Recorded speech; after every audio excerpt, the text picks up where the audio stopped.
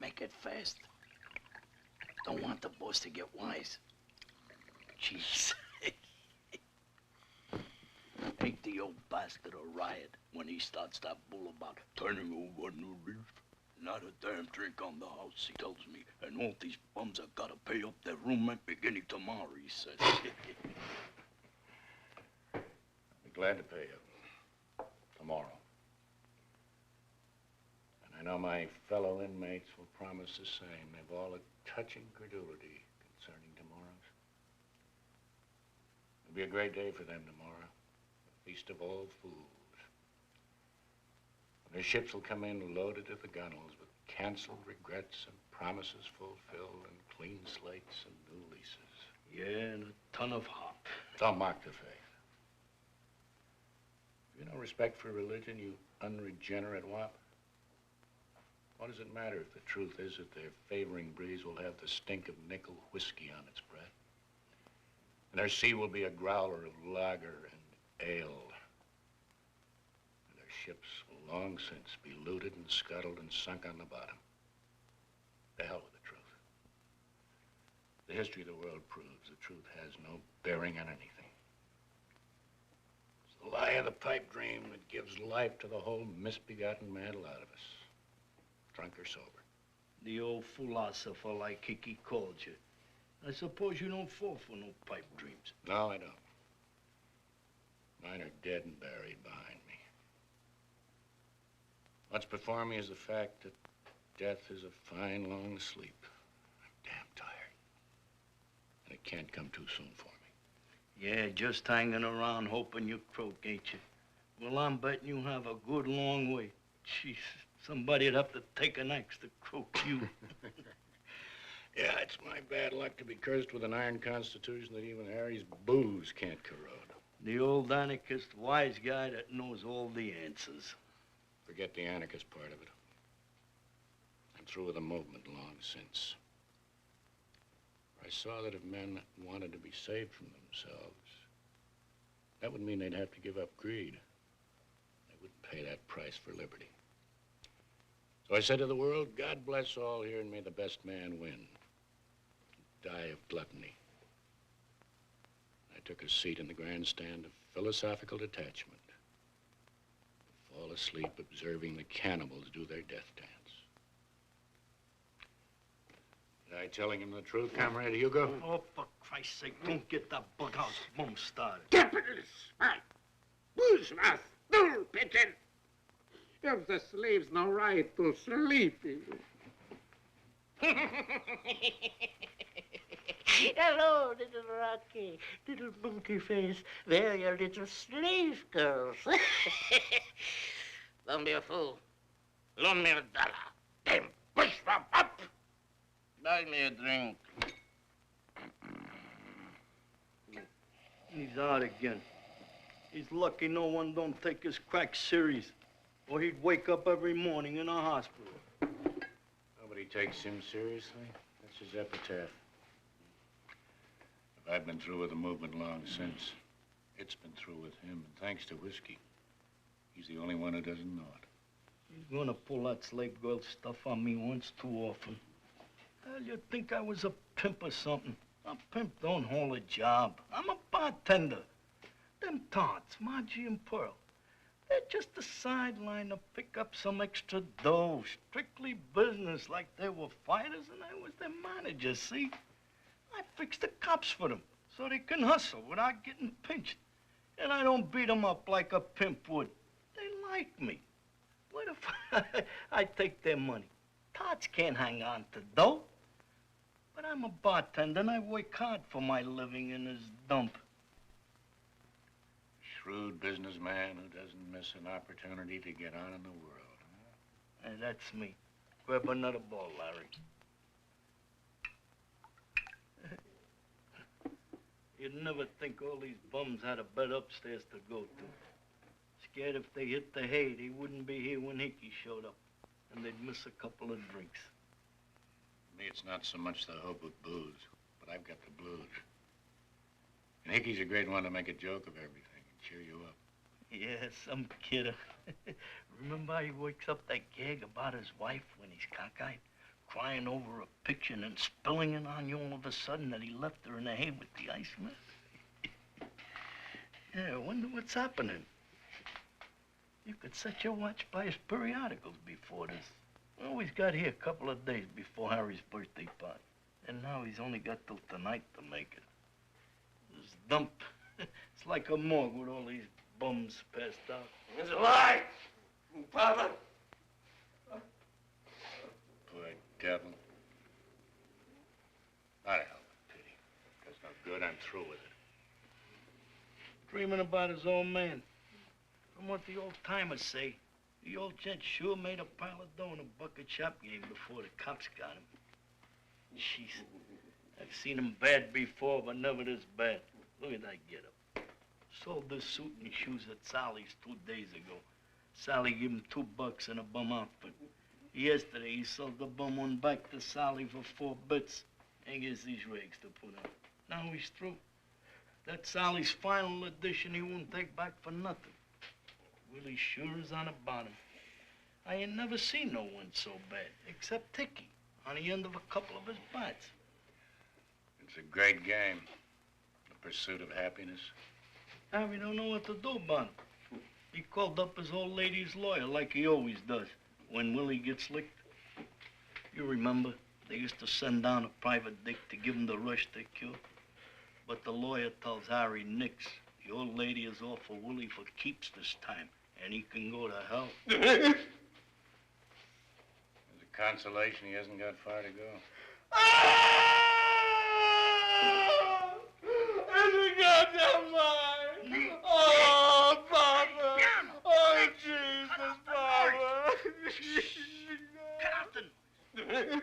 Who's that yelling? Willie, boss. The Brooklyn boys is after him. Why don't you hear the poor fella drink and keep him quiet? But geez, can I get a wink of sleep in my own back room? Listen to the blind-eyed default bastard, will you? He give me strict orders not to let Willie hang up no more drinks, no matter what. Yes, I can't hear you. You're a cockeyed liar. Never refused to drink to anyone needed it bad in my life. Told you to use your judgment. You're too busy thinking up ways to cheat me. And I ain't as blind as you think. I can still see a cash register, bejeez. Oh, sure, boss. Swell chance of fooling you. I'm always see you and your sidekick, Chuck. Bejeez, you're burglars, not barkeeps. You'd steal the pennies off your dead mother's eyes. I'll fire both of you. No one ever played Harry Hope for a sucker. No one but everybody. Least you could do is keep things quiet. Give me a drink, Rocky. Harry said I'm sorry. I need a drink. Then grab it and try it out of your nose. When? When? I didn't say take a bath. Jeez, he's killed there for pint or more. Even bigger than wood, devil. Have plenty of that dynamite in one swig will fix him for a while. It doesn't kill him. All right by me. It ain't my booze. Who's booze? Give me some. Where's Hickey? What time is it, Rocky? Getting near time to open up. Time you begun to sweep up in a bar. Never mind the time. Hickey ain't come. It's time Joe went to sleep again. Hey, I got an idea. Say, Larry, what about that young guy, Parrot? Come look you up last night and rented a room. He's upstairs asleep. No hope there, Joe. He's broke. Me and Rocky knows different. Had a roll when he paid you his room rent, didn't he, Rocky? Yeah, he flashed it like he'd forgotten and tried to hide it quick. He did, didn't he? Yeah, I figured he don't belong. But he said he was a friend of yours. He's a liar. That's true. His mother and I were friends a few years ago on the coast. You reading the papers about that bombing on the coast where a few people were killed? Well, the one woman they pinched, Rosa Parrott, is his mother. They'll be coming up for trial soon. They haven't got a chance. She'll get life. Telling you all this so you'll know why if Don acts a bit queer and not jump on him. He's her only kid. Why ain't he out there sticking by her? Must be a good reason. I get it.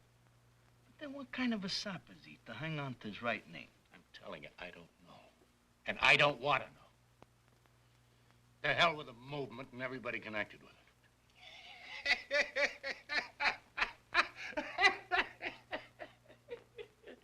If there's one thing more than another I can't stand, it's the sucker game you and Hugo calls the movement. Reminds reminds me of a damn fool argument me and Mose Porter had the other night. He's drunk and I'm drunker, and he says, socialists and anarchists, we ought to shoot them dead. I said, hold on. Now, you talk as if the socialists and anarchists were the same thing. The anarchist, he never works, he drinks, he never buys, and if he do ever get a nickel, he blows it on bombs and wouldn't give you nothing. So you can go ahead and shoot him. But socialists, sometimes he gets a job. If he gets $10, he's bound by his religion to split it with you 50-50. So you don't shoot no socialists while I'm around. 'Cause if they broke, then they ain't no good bastards, too. We got you. You've got all the beauty of human nature and the practical wisdom of the world in that little parable. Sure. Larry ain't the only wise guy in this dump, eh, Joe? He's your guy. Hello, Larry. Hello. What's up? Thought you'd be asleep.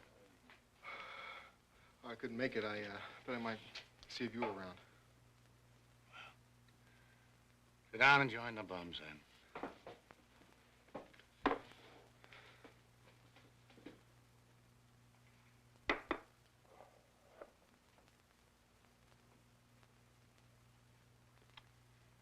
The rules of the house are that drinks may be served at all hours. Oh, I get you, but hell, I'm just about broke.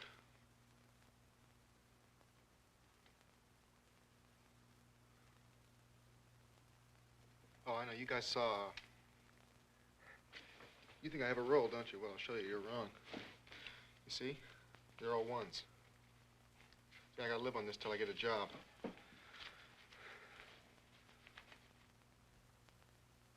Well, you think I made up a phony, don't you? Well, why the hell would I do that? Where would I get a roll anyway?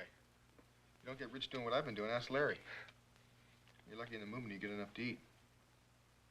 What's the song and dance about? We ain't said nothing. Oh, I was just trying to put you right. Hey, look, I don't want you to think I'm a tightwad. I'll buy you a drink if you want one. If? Man, I don't want a drink. You call the morgue and you tell them come take Joe's body away, 'cause he's sure enough dead. Now, give me the bottle quick, Rocky, before he changes his mind. I'll take a cigar when I go in the bar. What do you have? Oh, nothing. I'm on the wagon. What's the damage? 15 cents. That must be some booze. It's cyanide cut with carbolic acid to give it a mellow flavor. Here's luck.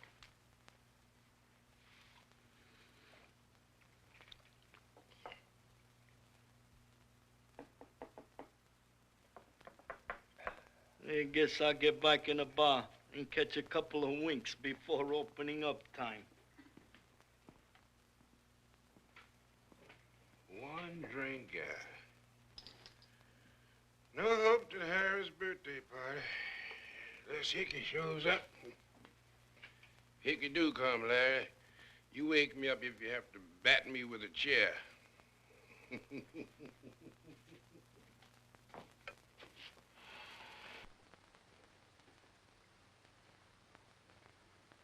Who's Hickey? A hardware drummer.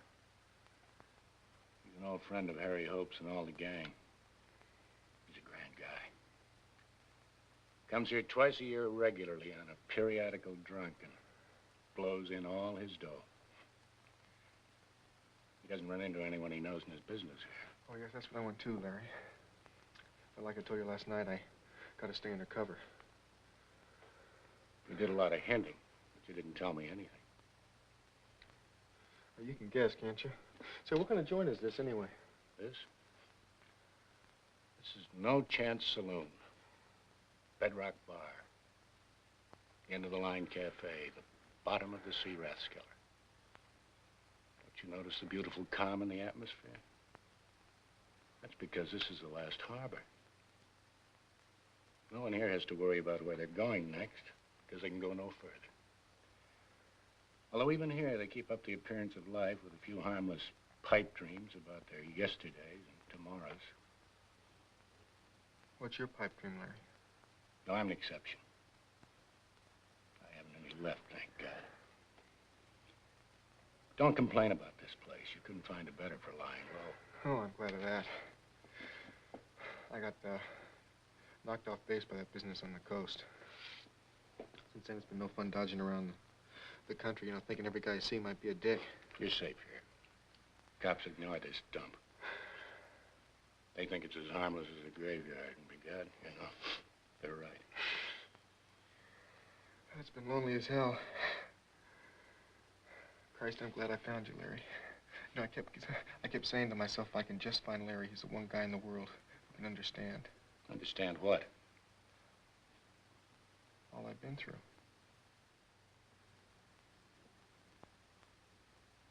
Oh, I know, you're thinking this guy's a hell of a nerve. I haven't seen him since he was a kid. Well, you know, I've never forgotten you, Larry.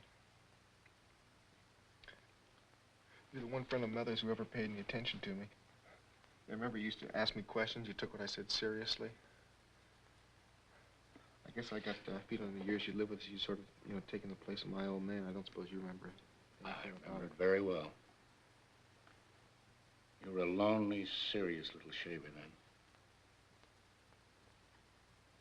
Why didn't they pick you up when they got your mother and the rest? I wasn't around. And as soon as I heard the news, I went undercover. You've noticed my glad rags here. Well, I was staked to them as a disguise. And then I, you know, hung around gambling joints and pool halls and hooker shops, places where they wouldn't look for a wobbly. Pretending I was a sport. Anyway, they picked up everybody who was, you know, really important, so I guess they didn't think about me till afterwards. Papers say the cops got them. The Burns dicks knew every move beforehand. And that somebody in the movement must have sold out and tipped them off. Yeah, it hasn't come out who it was yet. It may never come out. I guess who it was must have made a bargain with the Burns men to keep him out of it. My God. I hate to believe it in any of that crowd. Oh, I know they were damn fools, as stupidly greedy for power as any capitalist they attacked, but I'd have sworn there wasn't a yellow stool pigeon among them. Yeah, I'd have sworn that too, Larry. I hope his soul rots in hell, whoever it is. Yes, so do I.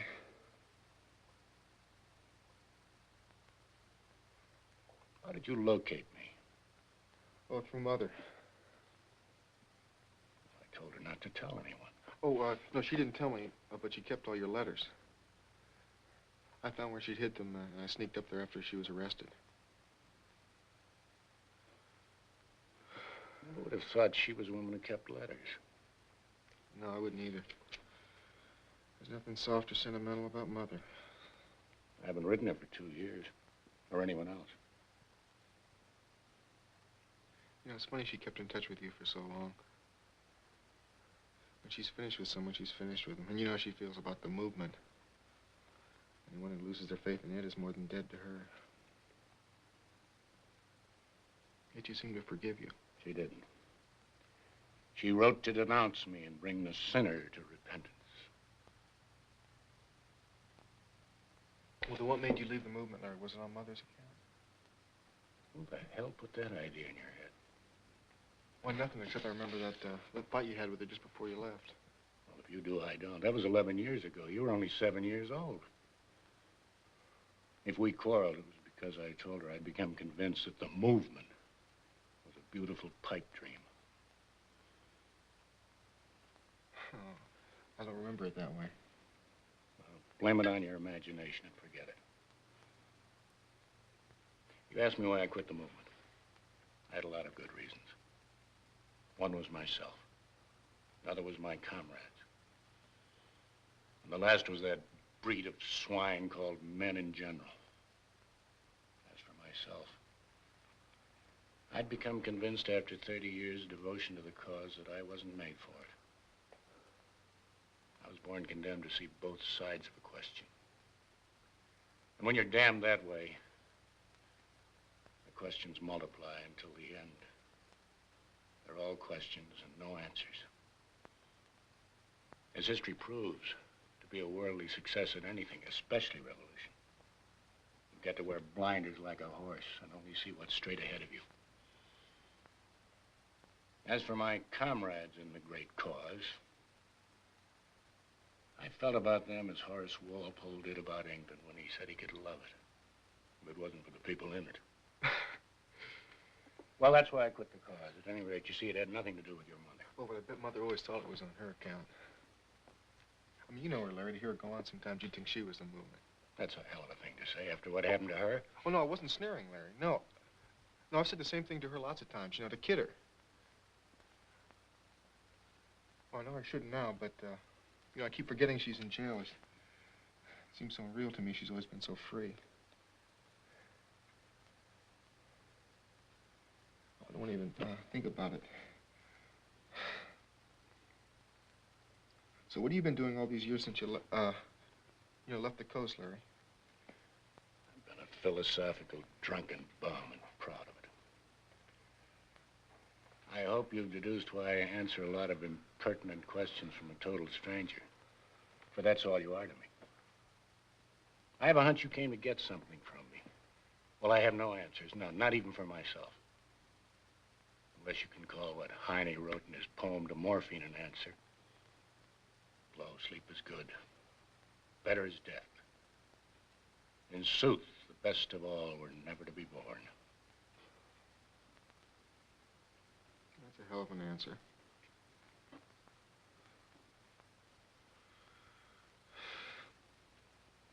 Still, you never may know when it might come in handy. I don't suppose you've had a chance to get any news of your mother since she was in jail? Oh, no. No chance. Anyway, I don't think she really wants to talk to me. You see, we got in this fight just before that business happened. She bawled me out because I was going around with tarts. I told her, you always acted the free woman. You never let anything stop you. Anyway, she told me that she didn't give a damn what I did, except she began to suspect that I was losing interest in the movement. And were you? Sure I was. I couldn't go on forever believing that gang was going to change the world by shooting off their loud traps on soap boxes, sneaking around trying to blow up a bridge or a lousy building. And then I finally got wise that it was all a crazy pipe dream. And this business of someone selling out, that's what finished me off.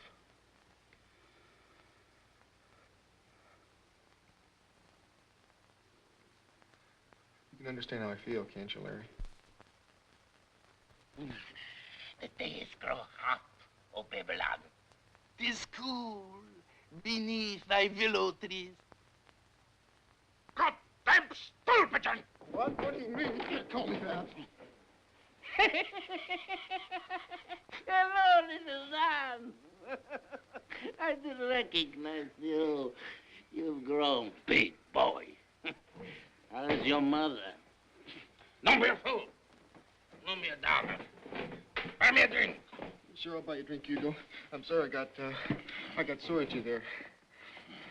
I remember that when you're sassed, you call everyone stool pigeon, huh? It's just no damn joke right at this time.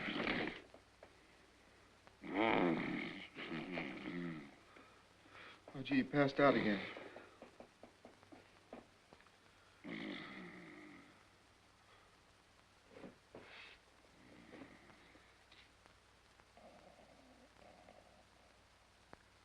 What are you giving me the hard look for, Larry?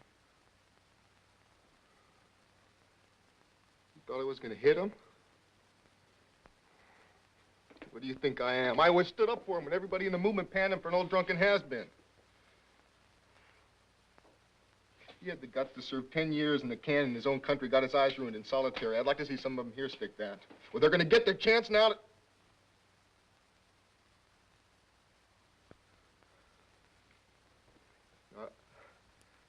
Hey, Larry, tell me more about this dump. Who are all these tanks in here? Who's that guy over there trying to catch pneumonia?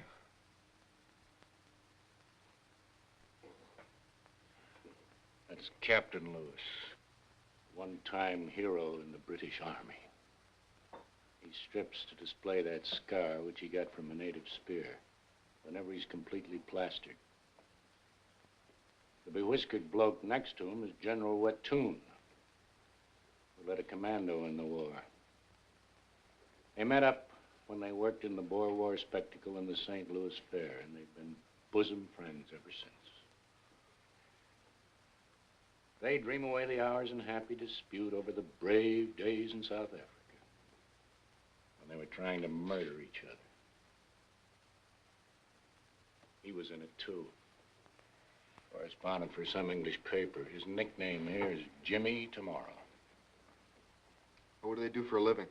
As little as possible. Once in a while, one of them makes a successful touch somewhere, and some of them get a few dollars a month from connections at home who pay it on the condition that they never come back. The rest live on free lunch and their old friend Harry Hope, who doesn't give a damn what a man does or doesn't do, as long as he likes him. That must be a tough life. Don't waste your pity. They manage to stay drunk and keep their pipe dreams, and that's all they ask out of life. It isn't often that men attain the true goal of their heart's desire. And that applies to Harry himself. He's so satisfied with life that he hasn't set foot out of this place since his wife died 20 years ago. He has no need of the outside world. The place does a fine trade from the market across the street and the dock workers. So in spite of Harry's thirst and his generous heart, he comes out even. He never worries about hard times, as long as there's friends from the old days when he was a jitney, Tammany politician and a friendly brewery to tide him over. Pat McGloin, his pal sitting beside him, was a police lieutenant in the lush days of graft when everything went. But he got too greedy. And when the usual reform investigation came along, he was caught red-handed and thrown off the force. Joe there ran a colored gambling house then. It was a hell of a sport. Well, that completes our family circle of inmates, except for the two barkeeps and their girls, 3 ladies of the pavement that room on the 3rd floor. I never want to see a whore again. I mean, they always get you in Dutch. Why omit me from your who's who in dipsomania, Larry? It's an unpardonable slight. Yes, generous stranger. I trust you're generous. I was born in the purple, the son, but unfortunately not the heir of the late world-famous Bill Oban, king of the bucket shops. The revolution deposed him. He was sent into exile. In fact, not to mince matters, they locked him in the can and threw away the key. Alas, his was an adventurous spirit that pined in confinement. And so he died. That's tough luck. Even at Harvard, I discovered my father was well known by reputation, although that was some time before the district attorney gave him so much unwelcome publicity. Even as a freshman, I was notorious. I was accepted socially with all the warm cordiality that Henry Wadsworth Longfellow, who could have shown a drunken negress dancing the can-can at high noon on Brattle Street. Harvard was my father's idea. But I did make myself a brilliant student. Dirty trick on my classmates. Inspired by revenge, I fear. And I was a brilliant student in law school, too. My father wanted a lawyer in the family. Oh, a thorough knowledge of the law close at hand in the house to help him find fresh ways to evade it.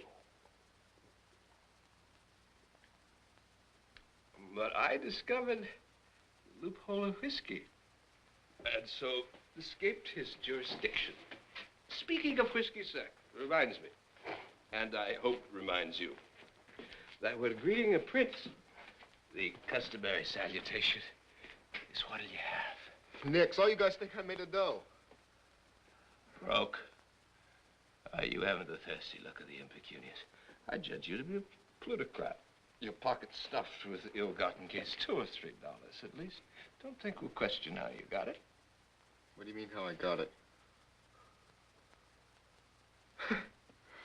That's a laugh, isn't it, Larry? Him thinking me a plutocrat? When I've been in the movement all my life? One of those, huh? Why don't you go in and blow yourself up? That's a good lad. Hugo. Hugo is the only licensed preacher of that gospel here. Oh, dangerous terrorist, Hugo. He'd as soon blow the collar off a schooner of beer as look at you. Let us ignore this useless youth, Larry. Let us join in prayer. But Hickey, the great salesman, will soon arrive, bringing the blessed bourgeois long green. Would that Hickey or death would come, huh? Meanwhile, I will sing a song. A beautiful old New England folk ballad, which I picked up at Harvard amid the debris of education. Oh, Jack was a sailor lad, and he went to a tavern for gin, and he rapped with a... But never a soul seemed in. The origin of this beautiful ditty is veiled in mystery, Larry. There was a legend brooded about in Cambridge laboratories. The Waldo Emerson composed it during his uninformative period as a minister while he was trying to write a sermon. But my own view is that it goes back much further, and Jonathan Edwards is the author of both words and music. Oh, he rapped and he tapped enough to wake the dead, till he heard a damsel on the window right over his head. Rocky, bejeez, can't you keep that crazy bastard quiet? And now the influence of a good woman enters our mariner's life, Larry. Well, perhaps good isn't the word, but very, very kind. Whoa, come up, she cried, my sailor lad, and you and I'll agree, and I'll show you the prettiest flat ever did see. You see, Larry, the lewd Puritan touch, obviously, and it grows more marked as we go on.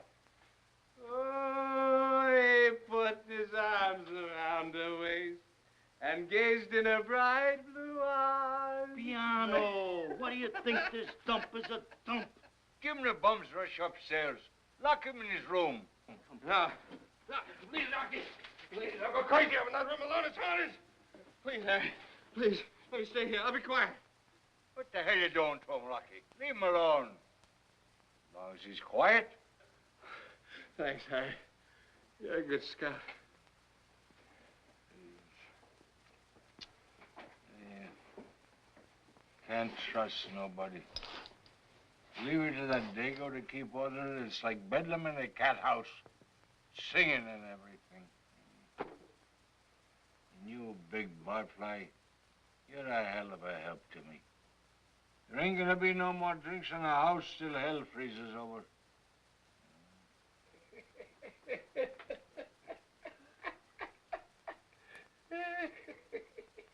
Good God.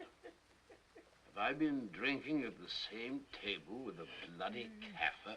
Hello, Captain. You coming up for air? Kaffir. Who's he? Kaffir, that's a nigger, Joe. That's Joe Carnegie, Joe. He don't know you. He's still blind drunk. A great mistake. I missed him at the Battle of Moder River. With mine rifle, I shoot damn fool limey officers by the dozen. But him I miss. Hey, wake up, Cecil, you bloody fool. Don't you know your old friend Joe? He's white, Joe is.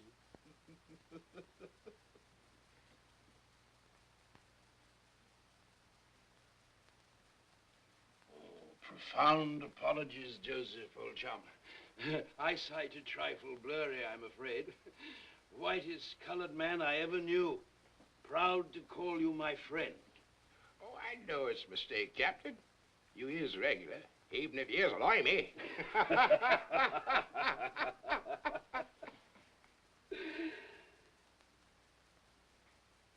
But I don't stand for nigger from nobody. In the old days, somebody calls me a nigger, he ends up in the hospital.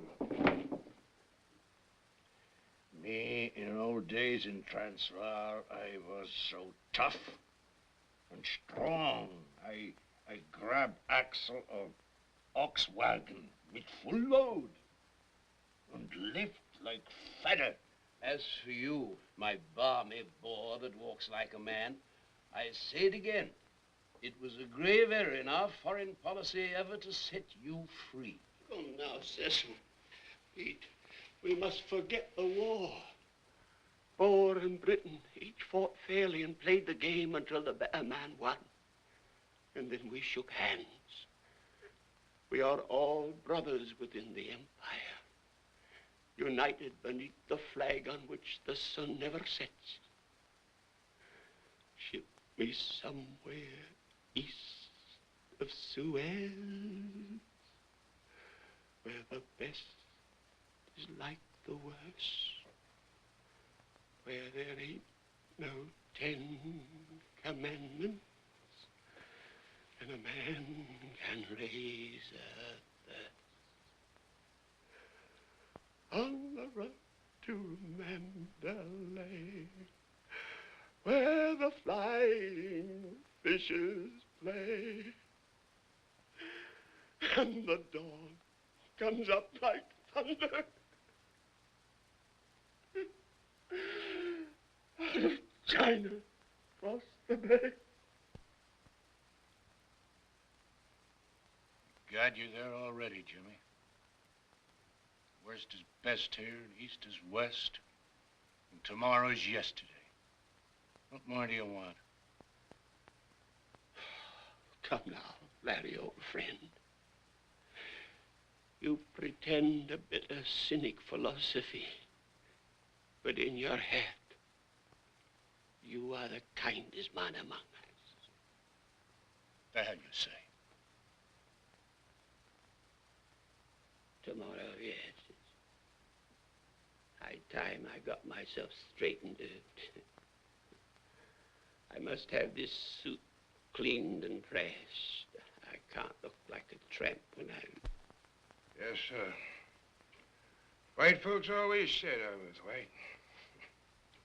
The days when I was flush. Joe Mott's the only colored man they allows in the white gambling houses. You're all right, Joe. You're white, it tells me. They wouldn't let me play craps, though, because they knew I could make them dice behave. Any other game, any limit you like, Joe, they says. Man, the money I lost.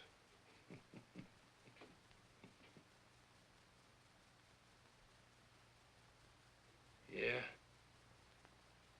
Look at the big chief in them days.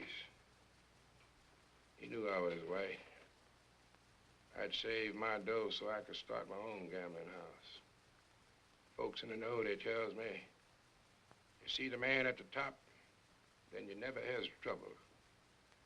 You get Harry Hope to give you a letter to the chief. And he does.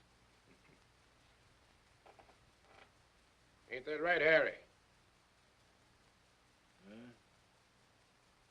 Well, sure, I gave you a letter. I said you was white.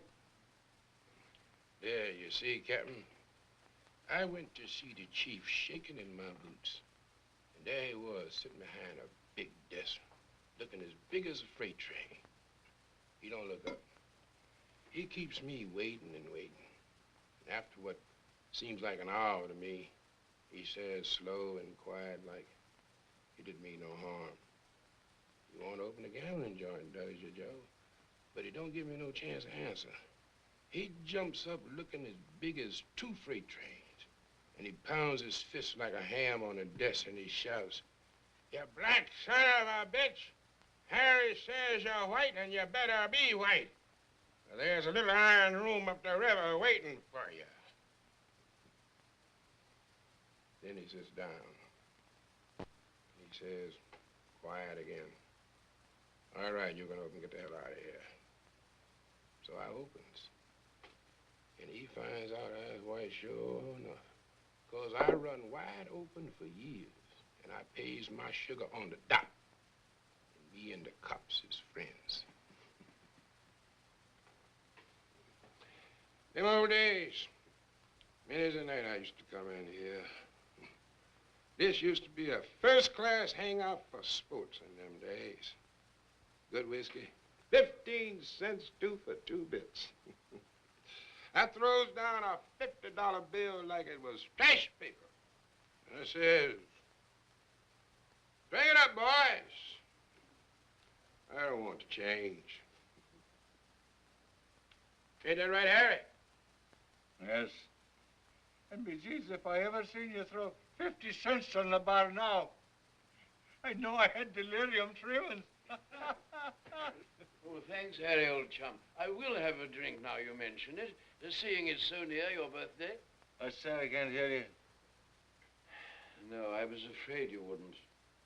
I don't have to hear you, but geez, booze is the only thing you ever talk about. True, true. Yet there was a time when my conversation was more comprehensive. But as I became burdened with the years, it seemed rather pointless to discuss my other subject. You can't joke with me. How much room rent do you owe me? Tell me that. I'm sorry. Adding always baffled me. Subtraction's my forte. Think you're funny. Captain Bejeez. Showing off your wounds. Put on your clothes, for Christ's sake. This ain't no Turkish bath. Lousy, limey army. Took 'em years to lick a gang of Dutch hayseeds. That's right, Harry. Give him hell. I give you my word of honor as an officer and a gentleman. You shall be paid tomorrow. We swear it, Harry. Tomorrow, without fail. There you are, Harry. Sure, what could be fairer? A promise is a promise, as I've often discovered. I mean you, too. Old grafter and flatfoot. Find company for me, Bejeez. Been living in my flat since Christ knows when, and you ain't even got the decency to get me upstairs while I got a good bed. Kept me down here waiting for Hickey to show up. Hoping I'd blow you to more drinks. I did my damnedest to get you up. But you said you couldn't bear the flat because it was one of those nights when memory brought poor old Bessie back to you. Ah, yes. I remember now.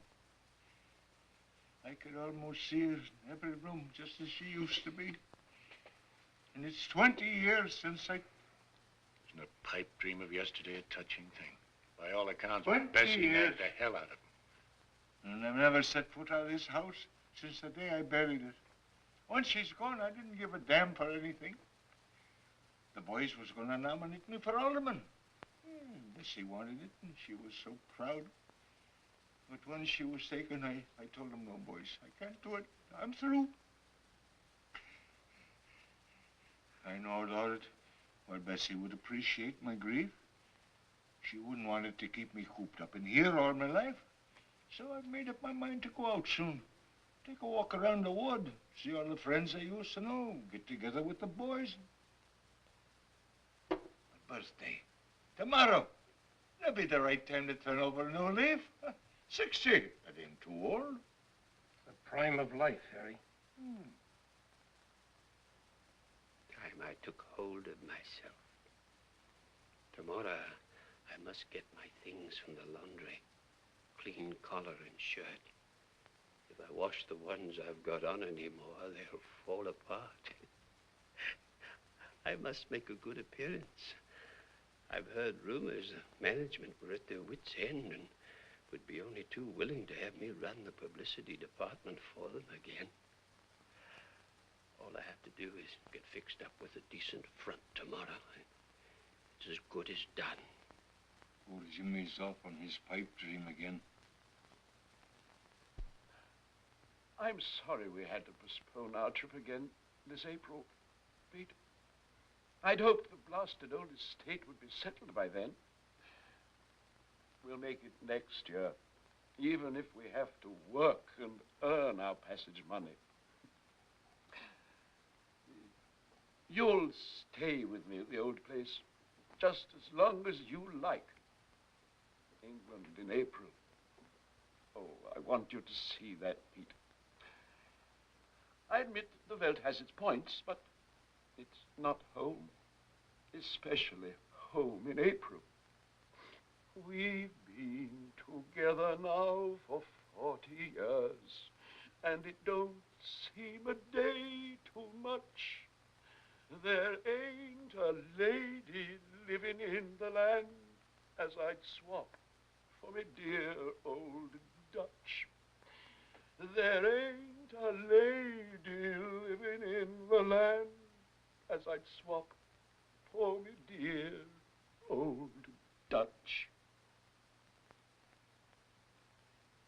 Yes, Cecil, I can see how beautiful it must be. But I will enjoy when I am home, too. The Welt. Yeah. You could put England on it, and it would look like a farmer's small garden. By God, there is space to be free, the air. Like wine is. You don't need booze to be drunk. I'll make my stake and get my new gambling house open before you boys leave. You gotta come to the opening. Geez, Jimmy started them off smoking the same hop.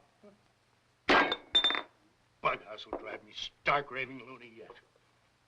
What? What'd you say? Nothing, Harry. I had a crazy thought in my head. Crazy is right. The old wise guy. Damned old fool anarchist, I won't work her. You'll pay up tomorrow, or I'll start a Harry Hope revolution. Yeah, I'll tie a dispossessed bomb to your tails that'll blow you out in the street. I'll make your movement move.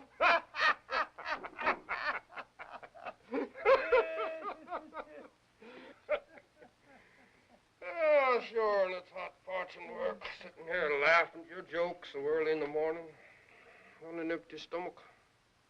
Who asked you to laugh anyway? But geez, Bessie never forgive me if she knew I had you living in her flat, throwing ashes and cigar butts on her carpet. You know her opinion of you, Mac. That Pat McGloin is the biggest drunken crafter that ever disgraced the police force, she used to say. If I had my way, he'd get booted out in the gutter on his fat behind. Sometimes she didn't say behind either. She didn't mean it. She was angry at me because you used to get me drunk. God, Bess. She had a heart of gold underneath her sharpness. She knew I was innocent of all the charges. One moment, please. Lieutenant McGloin, are you aware that you're under oath? You know what the penalty for perjury is? Come now, Lieutenant. Isn't it a fact that you're guilty as hell? No, don't say how about your old man. I'm asking the questions. Gentlemen of the jury. The court will now recess while the DA sings out a little ditty that he learned at Harvard. It was composed in a wanton moment by the dean of the Divinity School on a moonlight night in July 1776 while sobering up in a Turkish bath. Oh, come up, she cried, my sailor lad, and you and I'll agree, and I'll show you the prettiest... Rocky! Oh. Hey, please. Please, don't make Rocky bounce me upstairs. I go crazy alone. I apologize. Mac. Don't get sore. I was only kidding you. You will let me take your case, won't you, Mac? Yeah, sure, Willie. And it'll make your reputation. Hey, Mac. What the hell do you think's happened to Hickey? I hope he turns up. You remember the gag he always pulls about his wife and the Iceman?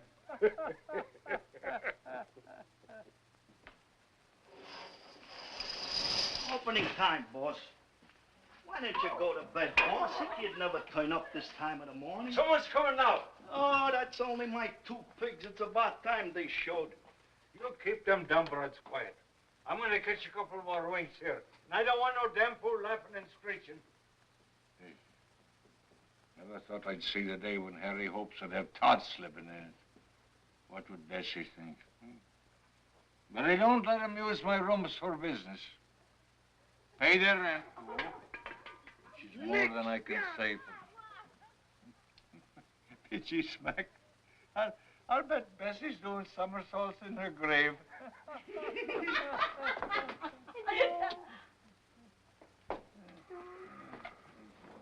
Jeez, Putnam. This place is a morgue with all these stiffs on deck. Hey, you old wise guy. Ain't you died yet? Not yet, Margie. But I'm waiting impatiently for the end. Yeah.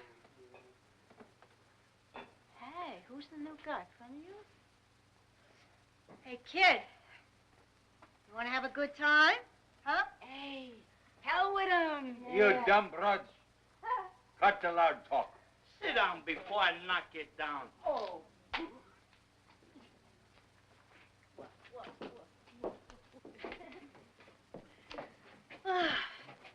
Well, how do your tramps do? Pretty good, huh, pal? Sure. We nailed a couple of all-night guys. On 6th Avenue, boops on the sticks. Stinko devoted them. We thinks we the luck, you know. So we steers them to a real hotel. We figure, you know, they're too stinko to bother us much, and we can cop a good night's sleep in beds that ain't got cobblestones on the mattress like the ones in this dump. Yeah, but we was out of luck. They didn't bother us much that way. But they wouldn't go to sleep either, see? Jeez, I never heard such gabby guys. So, here we are. Yeah, I see you. But I don't see no dough yet. Right on the job, ain't he, Margie? Yeah, a little businessman, that's him. Come on, dig. What, you scared we're holding out on you? Well, he grabbed, you'd think it was him done the work. Here, you're grabbed. I hope it chokes you. Hey, you dumb baby dolls, give me a pain. What would you do with money if I wasn't around? Give it all to some pimp. Jeez, what's the difference? Oh, I didn't mean that, Rocky. A lot of difference, get me? Sure. Don't get sore. Jeez, can't you take a little kidding? Hey, come on, Rocky. Pop was only kidding. We know you don't live off us. You got a regular job. That's why we like you. You're a bartender. Sure. I'm a bartender. And I treat you girls right, don't I? Yeah. Geez, I'm wise you hold out on me. But I know it ain't much. So what the hell? I'll let you get away with it. Hey, you know you wasn't to kid him about that stuff. Serve you right if he beat you up. Jeez, I bet he'd give you awful beating once he started. Guinea's got awful tempers. Anyways, we wouldn't keep no pimp like we're regular old whores. We ain't that bad. Oh, no, we're tots, but that's all. Hey. Ah! Hey, Rocky. Cora got back around 3 o'clock. She woke up Chuck and dragged him out of the hay to go to a chop suey joint. Imagine them standing for that stuff. I bet they've been sitting around kidding themselves with an old pipe dream about getting married and settling down on a farm. Gee, when Chuck's on a wagon, they never lay off that dope. Yeah, of all the pipe dreams in this dump, they got the nuttiest. They've been dreaming it for years. Every time Chuck goes on a wagon. What would getting married get? But the farm stuff is the sappiest part. When both of them have been dragged up in the sward and ain't never been near a farm than Coney Island. They'd get teased if they ever heard of cricket church. I heard cricket once on my cousin's place in Jersey. I couldn't sleep a wink. Gee, can you picture a good barkeep like Chuck digging spuds? And imagine a whore hustling the cows home. Hey, Rocky, you wanted to call Cora that. I mean, she may be a tart, but... Oh, sure, that's all I meant, the tart. Yeah, but he's right about the damn cows, Margie. Jeez, I bet Cora don't know which end of the cow has the horn. I'm gonna ask her. Come on, here's your chance. Hello, bums. Jeez. The morgue on a rainy Sunday night. Hello, wise guy. Ain't you croaked yet? Not yet, Cora. Damn tiring is waiting for the end. Oh, go on, you'll never die. You have to hire somebody to croak you wouldn't act. You dumb hooker. Cut the loud talk. This ain't a cat house. Oh. Hi, Cora. How you doing? Hey, Chuck. What's happening? His dump was a hooker hangout. I'd never come in. You seem down on the ladies. I hate every bitch that ever lived. Well, you can understand how I feel, can't you, when I was getting mixed up with that tart that made me have that fight with Mother.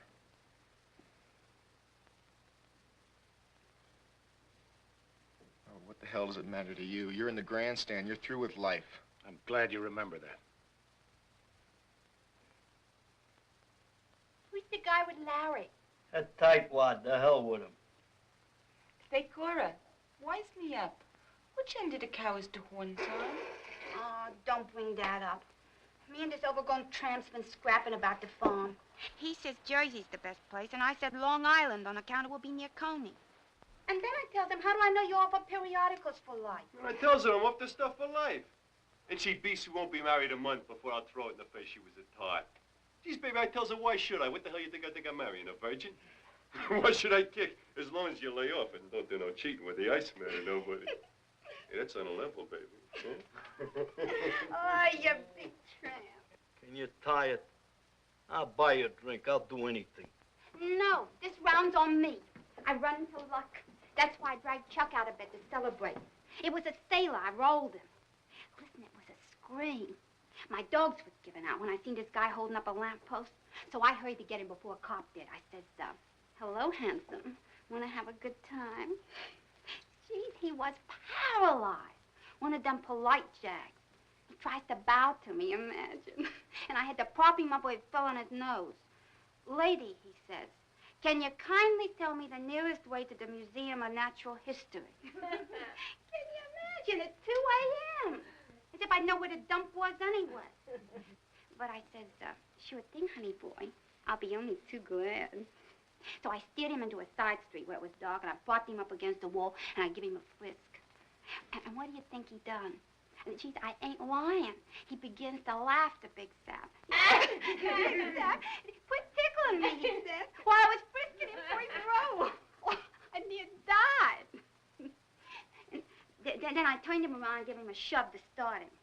Just keep going, I told him. It's a big white building on your right. You can't miss it. Oh. He must be swimming in the North River yet. Ain't Uncle Sam a sap to trust guys like that with dough? Oh, I picked $12 off of him. So come on, Rocky, set him up. Oh, say, Chuck's kidding about the Iceman a minute ago reminds me. Where the hell's Hickey? That's what we're all wondering. Oh, he ought to be here. Me and Chuck seen him. You've seen Hickey? Yeah. Hey, boss! Boss, come to. Cora's seen Hickey. Where did you see him, Cora? Right on the next corner. He was standing there. We said, welcome to our city. The gang's expecting you with their tongues hanging out a yard long. And I kidded him. How's the Iceman, Hickey? How's he doing at your house? And he laughs and says, fine. And then he says, tell the gang I'll be along in a minute. I'm just finishing figuring out the best way to save him and bring him peace. Pachisi set up a new gag. It's a wonder he didn't borrow your Salvation Army uniform and show up in that. Go out and get him, Rocky. Tell him we're waiting to be saved. Yeah, Harry, he was only kidding, but he was funny, too, somehow. He was different or something. Sure, he was sober, baby. That's what made him different. Sure. Gee, ain't I dumb? Dumbest rot I ever seen. Sober? That's funny. He's always lapped up a good sonnet on his way here. Well, but geez, he won't be sober long. He'll be good and right for my birthday party tonight at 12. Listen, he's fixed some new gag to pull on us. We'll pretend to let him kid us, see? And we'll kid the pants off of him. Here's the old son of a bitch! Now, gang, we're old pals, we're jolly old pals in all kinds of weather. We always stick together and we're always game and ever the same, so give me for friendship my jolly old pals. And another little drink won't do us any harm. Do your duty, Brother Rocky. Bring on the rat poison. How goes it, Governor? But geez, you old bastard, it's good to see you. Hello, Mac. Welcome, boy. Oh. Willie. Hi, Oscar. Joe. All right, Hickey, how you doing? Hickey, I'll Nothing talk. loose? General Wetjohn. I swear. Hello, Hugo. How goes it? Ooh, too much wine to the willow trees, huh? Hello, Jimmy. It's glad to see you. How's the old scout? You look great. Yeah. Sit down, Hickey. Sit down. Well, Jimmy. Geez, Hickey, it seems natural to see you like the grin map. This dumb brother was trying to tell us you'd changed, but you ain't a damn bit. Tell us about yourself. Geez, Hickey, you look like $1 million. It's a key, Hickey. Same old room. Oh, thanks, Rocky. I'll be going up in a little while and grab a snooze. I haven't been able to sleep lately. Tired as hell. A couple hours of good kip will fix me. First time I ever heard you worry about sleep. But geez, you never would go to bed. You get a couple of slugs under your belt, you'll forget sleeping. Here's mud in your eye, Hickey. Look at that. Drink hearty, boys and girls. But geez, is that a new stunt? Drinking your chaser first? No, I forgot to tell Rocky. You'll have to excuse me, boys and girls, but I'm off the stuff for keeps. What the hell? Sure. Join the Salvation Army, ain't you? Get elected president of the WCTU. Take a bottle away from Rocky. We don't want to tempt him into sin. Well, I know it's hard to believe, but Cora was right, Harry. I have changed. I mean about the booze. I don't need it anymore. But geez, Cora said you was coming here to save us. Well, go on, get this joke off your chest. Start the service. Sing a goddamn hymn if you like. We'll all join in the chorus. No drunk will turn into this view. Oh, hell, Governor, you don't think I come around here peddling any brand of temperance bunk, do you? Just because I quit the stuff don't mean I'm going prohibition. I'm not that ungrateful. It's given me too many good times. So if anybody wants to get drunk, if that's the only way they can be happy and feel at peace with themselves, why the hell shouldn't they? Hell, I know that game from soup to nuts. I wrote the book. The only reason I quit is, well, I finally had the guts to face myself and throw overboard that damn lying pipe dream that had been making me miserable. And do what I had to do for the happiness of all concerned. Then all at once, I was at peace with myself. And I didn't need the booze anymore. What the hell? Don't let me be a wet blanket. Set him up again, Rocky. Here, keep the balls coming to less kill and ask for more. Jeez, a roll of the choke a hippopotamus. Fill up, you guys. That sounds more like you, Hickey. That water wagon bull. Cut the act and have a drink, for Christ's sake. There's no act, Governor. But that don't mean I'm a teetotal grouch and can't be in the party. Why else do you think I'm here except to have a party, like I've always done, and help celebrate your birthday tonight? You've all been good pals to me. Best friends I've ever had. And I've been thinking about you ever since I left the house. All the time I was walking over here. Walking? But you mean to say you walked? I sure as hell did. All the way from the wilds of darkest Astoria. I seemed to get here before I knew it. And that ought to encourage you, Governor. Show you a little walk around the wards, nothing to be scared about. It was going on 12 when I went into the bedroom to tell Evelyn I was leaving. 6 hours, say. No, less than that. Because I've been standing on the street corner some time before Chuck and Cora came along, thinking about all of you. Of course, I was only kidding Cora with that stuff about saving you. But no, I wasn't either. But I didn't mean booze. I meant save you from pipe dreams. Because I know now, from my experience, that they're the things that can really poison and ruin a guy's life and keep him from finding any peace. If you knew how free and contented I feel now, why, I'm like a new man. And the cure for them is so damn simple once you got the nerve. Just stop lying to yourself and kidding yourself about tomorrows. Hell, this begins to sound like a damn sermon on the way to lead the good life. That's in my blood, I guess. My old man used to wail salvation into my hiney with a birch rod. He was a preacher in the sticks of Indiana, like I've told you. Got my knack of sales gal from him, too. He was the boy that could sell those Hoosier hay seeds building lots along the Golden Street. But don't look at me like that, boys and girls. I'm not trying to sell you a gold brick. Nothing up my sleeves, honest. Let's take an example. Any one of you, huh? Take you, Governor. That walk around the ward you never take. What about it? Well, you know as well as I do, Harry, everything about it. Well, but geez, I'm going to take it. Of course you are, because I'm to help you. I know it's the thing that you've got to do before you know what real peace means. Same thing with you, Jimmy. You're going to have to try and get your old job back, and no tomorrow's about it. No, don't tell me. I know all about tomorrows. I wrote the book. I don't understand you, Hickey. I admit I foolishly delayed, but as it happens, I just made up my mind that as soon as I could get straightened out... Fine, fine. That's the spirit. And I'm going to help you, Jimmy, because you've always been damn kind to me. And I want to prove how grateful I am to you. When it's all over and you don't have to nag yourself anymore, you'll be grateful to me, too.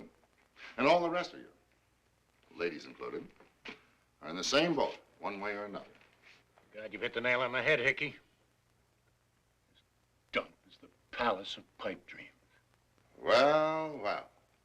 The old grandstand philosopher speaks, huh? And you think you're the big exception, eh? Life doesn't mean a damn to you anymore. You're retired from the circus. You're impatiently waiting for the end and the good old long sleep. Well, I think a lot of you, Larry, you old bastard, and I'll try to make an honest man out of you, too. What the devil are you hinting at? Well, you don't have to ask me, do you? Wise old guy like you. Just ask yourself. I'll bet you know. He's got your number all right, Larry. That's the stuff, Hickey. He's got no right to sneak out of everything. Well, hello. A stranger in our midst. I didn't notice you before, brother. My name's Parrott. I'm an old friend of Larry's.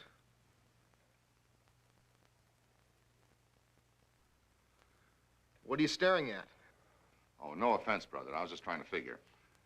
Haven't we met before, someplace? No, this is the first time I've been east. No, you're right. I know that's not it.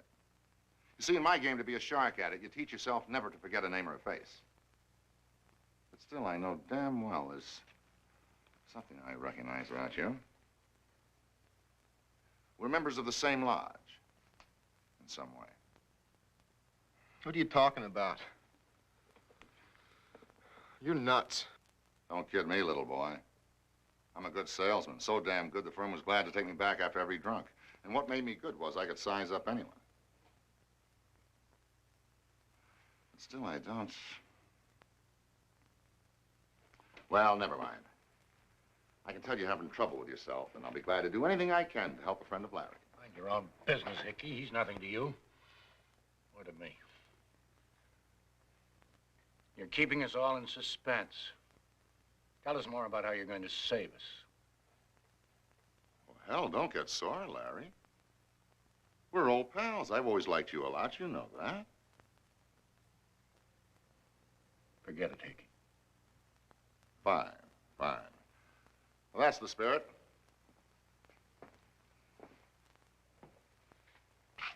Well, what's the matter, everybody? Come on, drink up. A little action.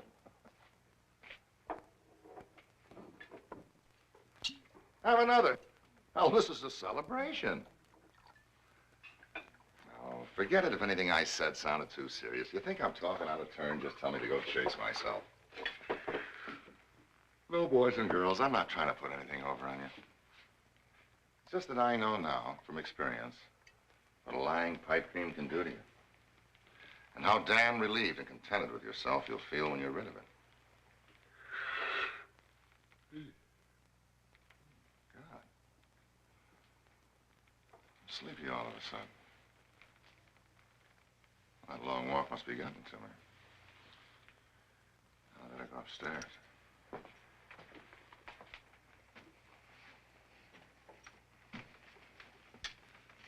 Hell of a trick to go dead on you like this. But no, boys and girls, I've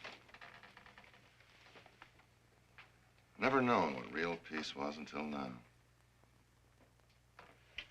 It's a grand feeling. Like when you're sick and suffering like hell and the doctor's just shot in the arm. The pain goes and you drift off.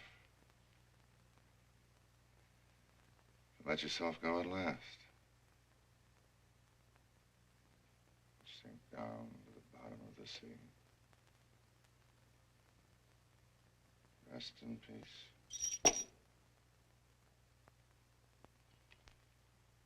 There's no further you have to go. Not one single hope or dream left to nag you.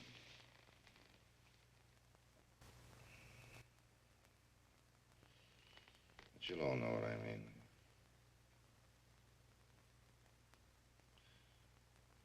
Excuse me, there's 40 winks. Drink up, everybody. On me. Don't let me be a wet blanket. All I want is to see you happy.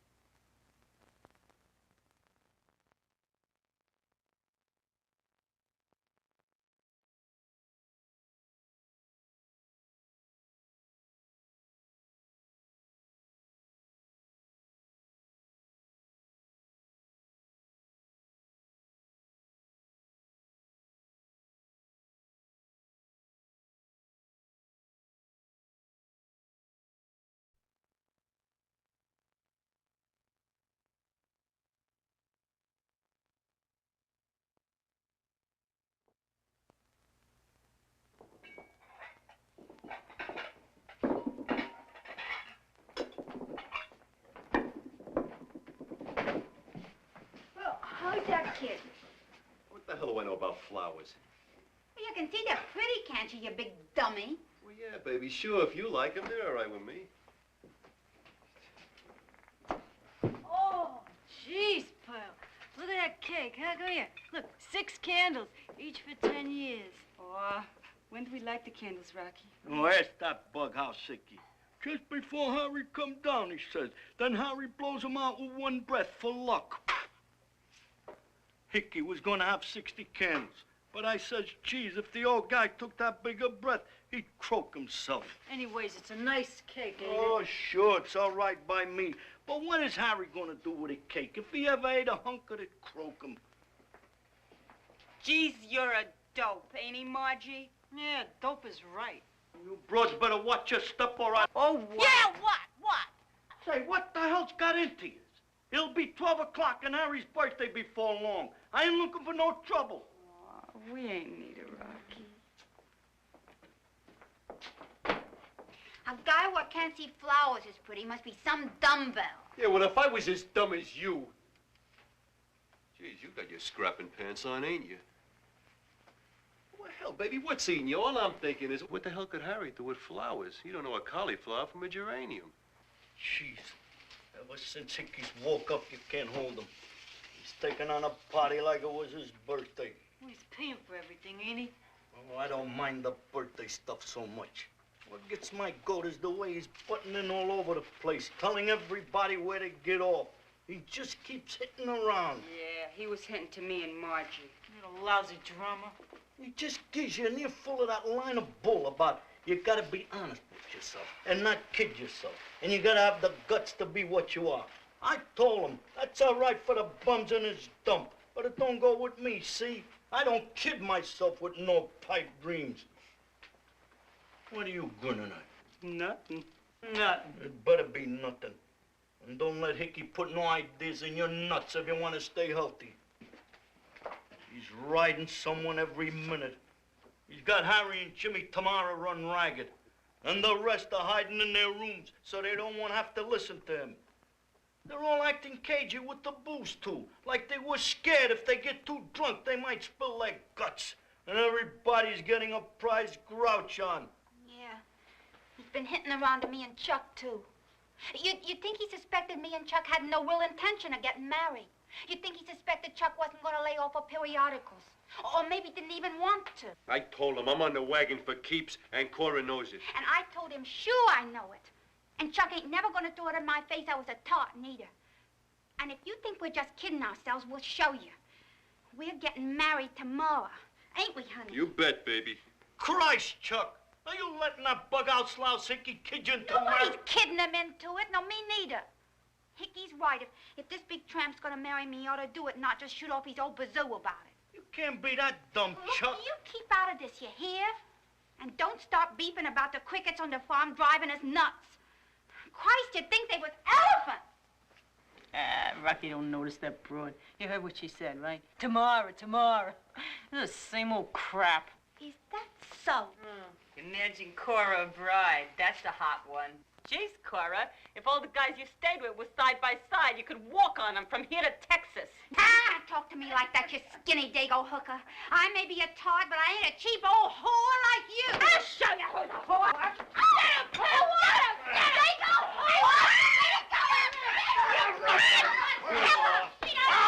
Barry, what are you, virgin? You mean you think I'm a whore, too? Yeah, me, too. Now, don't start nothing. I suppose it'd tickle you if me and Margie did what that last Hickey was hitting and come right out and admit we was whores. Yeah. All right, whatever. It's the truth, ain't it? Jeez, Rocky, that's a fine hell of a thing to say to two girls that's been as good to you as Pearl and Margie. Oh, look, I didn't mean to call you that, Pearl. No hard feelings, Cora. There. That fixes everything, don't it? Okay, Rocky, we're whores. You know what that makes you, don't you? Look out now. A lousy little pimp, that's what. I'll let you. Oh, dirty little shit! Proving it to us, Pearl. Sure. Hickey's confided him. He's give up his pipe dream. Lay off from me or I'll lay off them. Harry's party ain't no time to beat up your stable. Who's stable? Who do you think you're talking to? I ain't never beat him up. What do you think I am? I'd just give him a slap like any guy would his wife if she got too gabby. I'm not looking for no trouble on Harry's birthday party. You lousy little guinea. I'll lay off you until the party's over, Pearl will. Sure I will. For Harry's sake, not yours, you little what? Hey, listen, yous, if you don't get no wrong idea. What the hell are you laughing at, you half-dead old stoop bum? And his selfie ought to be. Jeez, Hickey sure got his number. Wake up, comrade. There's a revolution starting all around you, and you're sleeping through it. Begod, it's not the Pagoonan's ghost you ought to be praying in your dreams, but the great nihilist Hickey. He started a movement that'll blow up the world. You, Larry, renegade, traitor, I'll have you shot! Don't be a fool. Buy me a drink.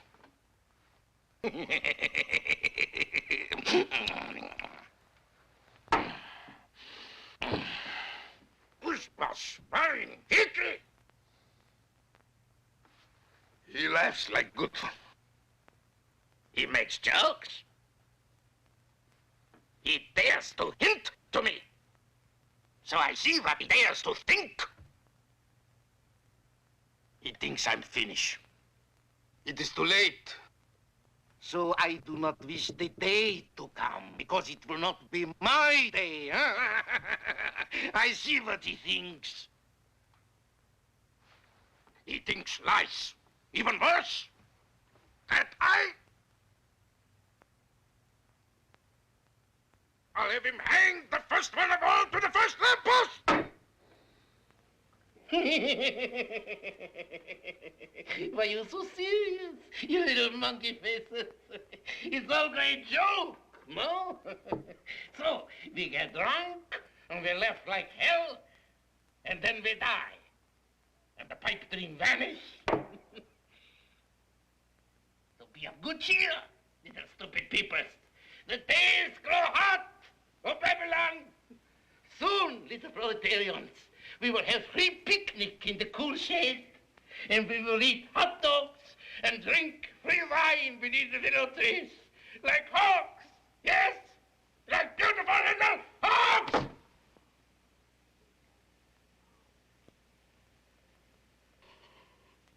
Goddamn liar, Hickey! It's he who makes me sneer. I want to leave.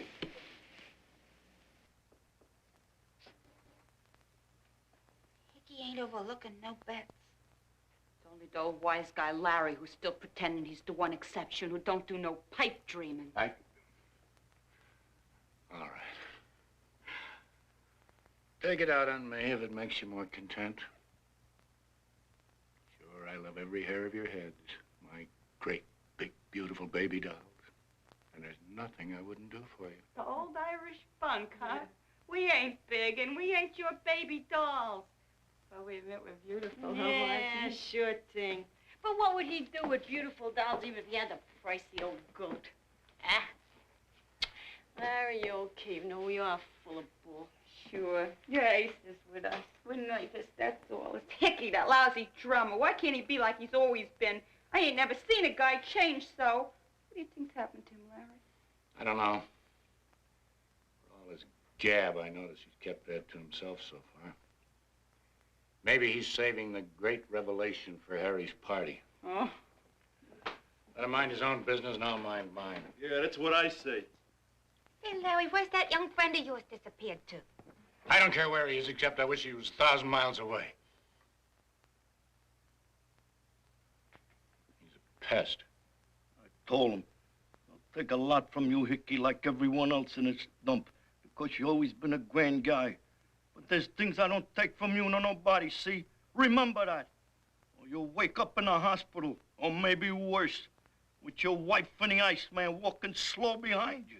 Oh, you oughtn't to make that Iceman crack, Rocky. I notice he ain't pulled that old gag this time. Do you suppose he did catch his wife cheating? Oh, that's the bunk. He ain't pulled like gag or showed her fought around because he ain't drunk. And if he's caught her cheating, he'd be drunk, wouldn't he? He'd have beat her up and then gone on the worst drunk he'd ever staged. Sure, Rocky's got the right dope, baby.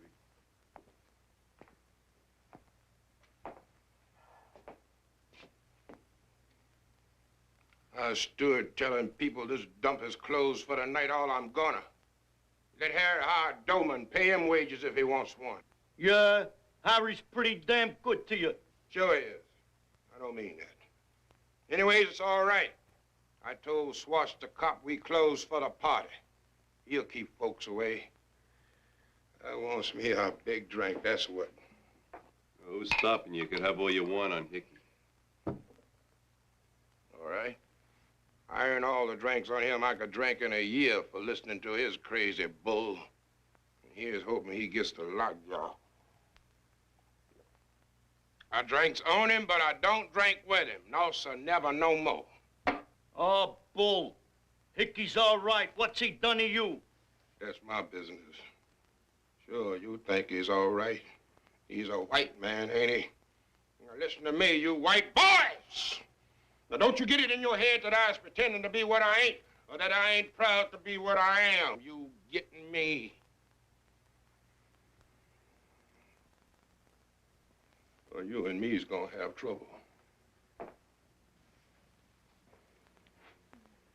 A nerve. Just because she acts nice to me gets a swell nut. That ain't like a coon all over. You talking fight talk, huh? I'll murder that nigger. Listen, boys, I'm sorry. You've been good friends to me. It's that Hickey. He gets my head all mixed up with craziness. Oh, that's all right, Joe. The boys wasn't taking you serious. Geez, what did I say? Hickey ain't overlooking no bets. And you gotta admit he's got the right dope. I mean, on some of the bums here. He certainly got one guy I know sized up right, ain't he, Pearl? Certainly has. Cut it out, I told you. It's nothing to me what happened to him. But I have a feeling he's dying to tell us inside him, and yet he's afraid. Like that damn kid. Strange the queer way he seemed to recognize him. If he's afraid, that explains why he's off booze. Afraid if he got drunk. He might tell us. Well, well, well. Here I am in the nick of time. Well, come on, somebody. Give me a hand with these packages. Jeez, Hickey. You scared me out of a year's growth sneaking in like that. Sneaking? You were all so busy drinking in words of wisdom from old wise guy here, you couldn't hear anything else. From what I heard, Larry, you're not so good when you start playing Sherlock Holmes. You've got me all wrong. I'm not afraid of anything now. Not even myself. You better stick to the part of Old Cemetery. The barker for the big sleep. That is, if you can still let yourself get away with it. Old Cemetery, that's him, Hickey. We'll have to call him that. Beginning to do a lot of puzzling about me, aren't you, Larry? But that won't help you. You've got to think of yourself. I couldn't give you my piece. You've got to find your own. All I can do is to help you and the rest of the gang by showing you the way to find it. Oh, hire a church. Oh, all right, boys and girls, don't get sore. I guess that did sound too much like a lousy preacher. Well, let's forget it and get on with the party. So's bundles grub, Hickey. You bought enough already to feed an army. I want this to be the biggest birthday Harry's ever had. Now, you and Rocky go out in the hall and bring in the big surprise. My arms are busted looking. Oh, geez, you got us all Now, head just up. wait What is and it, see, Hickey? wait and see. I thought to myself, I'll bet this is what would please those whores more than anything. Then I said to myself, I don't care how much money it costs, they're worth it. They're the best little scouts in the world. And they've always been damn kind to me when I was down and out. And I meant every word of that. Well, what's the matter? What? Oh, I see. Now, look, you know I didn't say that to offend you, so don't be silly. All right. Oh, look, here it comes. Hickey, what? What'd you get? Unveil it, boys. Oh, geez, Hickey, if you ain't a slut. I know we've been soused, don't you? But hey, let's get stink on. Oh, you bet you might like all of us. Sure is hitting the high spots, Hickey. When I runs my gambling house, I drink that old bubbly water in steins. And I'm gonna drink that way again, too, soon as I make my stake. And that ain't no pipe dream, neither. What'll we drink it out of, Hickey? There ain't no wine glasses. Well, Joe's got the right idea. Steins. That's the spirit for Harry's party. We will drink wine beneath the willow tree. That's the spirit, brother, and let the lousy slaves drink vinegar. Damn liar. Big Hugo B. He rotted 10 years in prison for his faith. He earned his dream. You know decency or pity? Hello, what's this? I thought you were in the grandstand. Listen, Larry, you're getting me all wrong. Hell, you ought to know me better. Of course I have pity. But now that I've seen the light, it's not my old kind of pity, the kind yours is. The kind that lets itself off easy by encouraging some poor guy to go on kidding himself with a lie. The kind that leaves the poor slob worse off because he feels guiltier than ever. The kind that makes his lying hopes nag at him and reproach him until he's a rotten skunk in his own eyes. No, sir. The kind of pity I feel now is after final results that really help save the poor guy.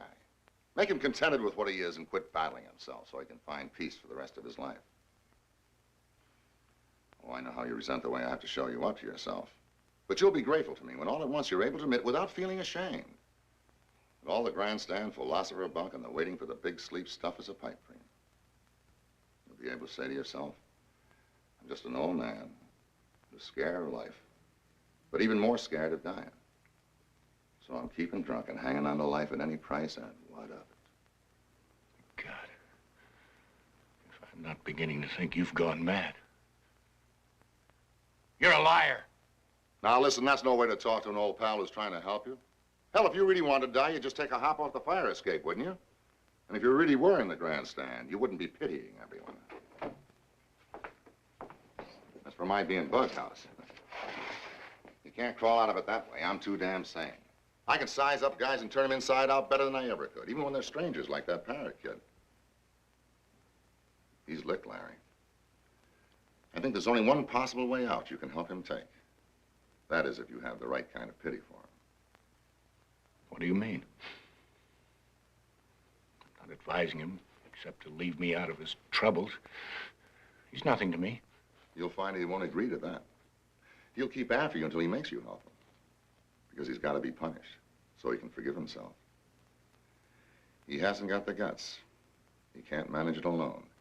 And you're the only one he can turn to. For the love of God, mind your own business. What you know about him? He's hardly spoken to you. No, that's right, but I do know a lot about him just the same. I've had hell inside of me, and I can spot it in others. Maybe that's what gives me the feeling there's something familiar about him. Something between us. No, it's more than that. Tell me about him. For example, I don't imagine he's married, is he? No. Hasn't been mixed up with some woman? Oh, I don't mean trollops. I mean the old real love stuff that crucifies you. Maybe you're right. I wouldn't be surprised. I see. You think I'm on the wrong track, and you're glad I am, because then I won't suspect whatever it is he did about the great cause. That's another lie you keep telling yourself, Larry. That the good old cause means nothing to you anymore. What the But hell you're wrong about Parrot. That's not what's got him stopped. It's what's behind that. And it's a woman. I recognize the symptoms. You're the boy who's never wrong. His trouble is he was brought up a devout believer in the movement, and now he's lost his faith. It's a shock. But he's young, and he'll soon find another dream just as good.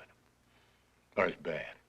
All right, I'll let it go at that, Larry. He's nothing to me, except that I'm glad he's here, because he'll help me make you wake up to yourself. I don't even like the guy, or the feeling there's anything between us. But you'll find out that I'm right just the same when you get to the final showdown with him. There'll be no showdown. I don't give a tinker's... Sticking to the grandstand, eh? I always knew that you'd be the toughest of all the gang to convince, Larry. And along with Harry and Jimmy tomorrow, it was you I wanted to help the most.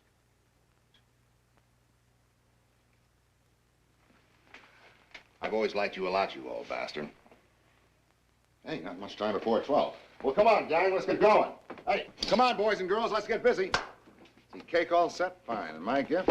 And yours, girls. A tie, and a handkerchief. Chuck and Rocky? Harry certainly will be very touched by your thoughts of him. Now, Margie and Pearl, get back in the bar and get ready to bring the grub right in. There'll be some drinking first and some toast. My idea was to use the wine for that, so get that all set. Now, I'll go upstairs and root everybody out, Harry the last. When you hear us coming, somebody light the candles on the cake and start playing his favorite tune on the piano. Well, come on, Cora, everybody, let's hustle. We want this to come off in style, huh? Gee, I gotta practice. I ain't laid my mitts in a box and God knows when. Hey, Joe! Oh, geez, I've forgotten this has-been tune. Come on, Joe, hum it so I can follow.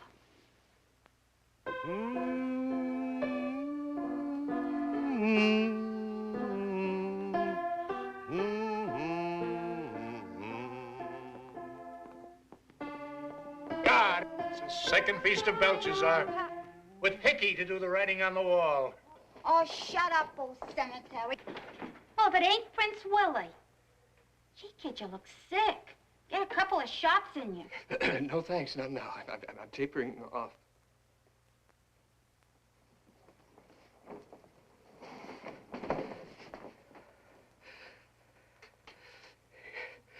It's been hell up in that damn room, Larry. The things I've imagined. But I've got it beat now. By tomorrow morning, I'll be on the wagon, and I'll get back my clothes first thing. Hickey's loaning me the money, and I'm gonna do what I always said. I'm gonna go to the DA's office because he knows that I really was a brilliant student. Oh, I know I can make good. I owe a lot to Hickey. He's made me wake up to myself and see what a fool. It wasn't nice to face, but it's not what he says. It's what you feel behind what he hints. Christ, you think all I really wanted to do with my life was sit here and stay drunk? I'll show him. You want my advice? You put your mouth on this bottle and keep it there until you don't give a damn about Hickey. That's fine advice. I thought you were my friend.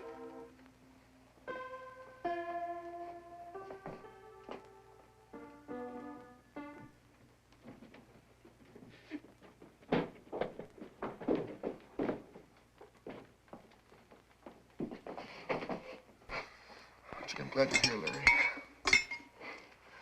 That damn fool Hickey knocked on my door. I opened up and I thought it must be you. He came busting in. He made me come downstairs here. I don't know what for. I don't belong at this birthday celebration. I don't know this gang.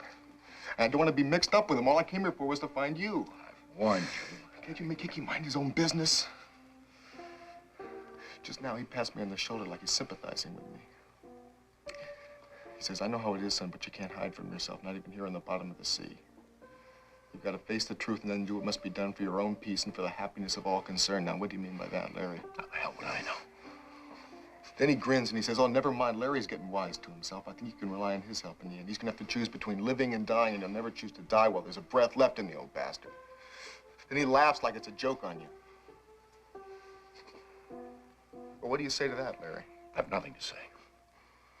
Except you're a bigger fool than he is to listen to him. Oh, is that so? Well, he's no fool where you're concerned. He's got your number all right.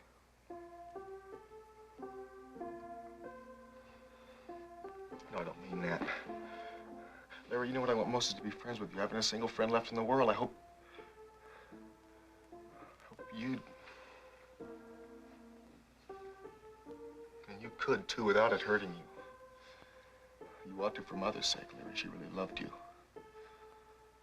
You loved her, too, didn't you? Leave what's dead in its grave. Oh, I suppose because I was only a kid, you don't think I was wise about you and her. Well, I've been wise ever since I can remember to all the guys she's had. Well, she used to try to kid me along. It wasn't so. That's a silly stunt for a free anarchist woman, isn't it? To be ashamed of being free. Shut your damn trap.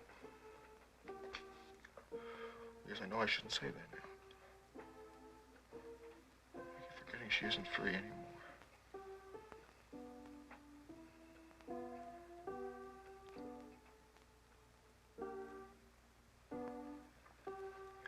You know, Larry, you're the one of them all she cared most about.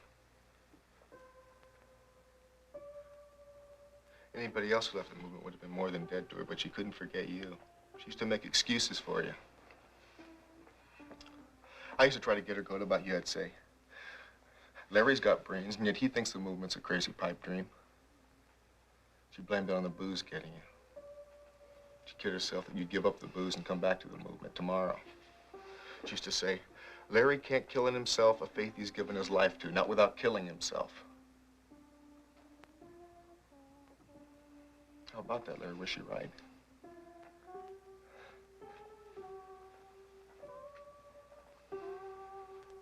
I suppose what she meant by that was to come back to her. She was always getting the movement mixed up with herself.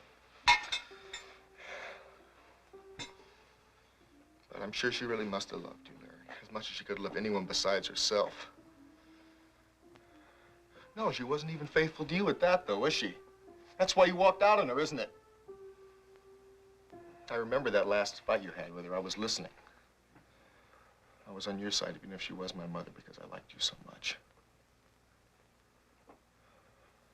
I remember she was putting on her high and mighty free woman stuff, telling you you were still a slave to bourgeois morality and jealousy, and that you thought that the woman you loved was a piece of private property you owned. And I remember you got mad. You told her, I don't like living with a whore if that's what you lie. I never And that's called her why that. she still respects you. See, because you walked out on her. She got sick of the others. She just had to keep on having lovers to prove to herself how free she was. Made home a lousy place. I felt like you did about it. It was like living in a whorehouse, only worse because she didn't have to make her living at it, you know? Bastard. She's your mother. Have you no shame? No. She brought me up to believe that family respect stuff is all bourgeois property-owning crap. Why should I be ashamed? I've had enough. No, Larry, please don't leave me. Larry, I promise. I only mentioned her name to make you understand better. Why didn't you come up to my room like I asked you to? I kept waiting. We can talk over everything up there. There's nothing to talk about. But Larry, I gotta talk to her. I'm gonna talk to Hickey. I feel he knows anyway, and I'm sure he'd understand all right, but I hate his guts.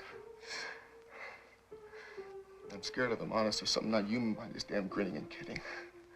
You feel that, too. But I can't go on like this. I gotta tell you, Larry. I won't listen. Okay, I won't. Larry.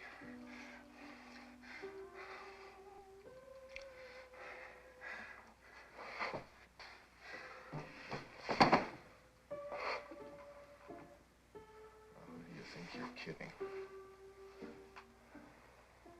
I know damn well you've guessed. Guess nothing. No, but I want you to guess now. I'm glad you have. I know now since Hickey's been after me that I meant you to guess right from the start. That's why I came to you.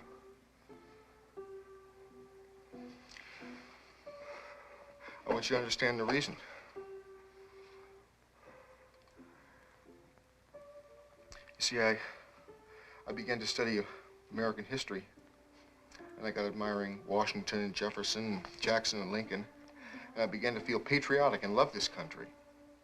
I saw it was the best government in the world where everybody was equal, everybody had a chance.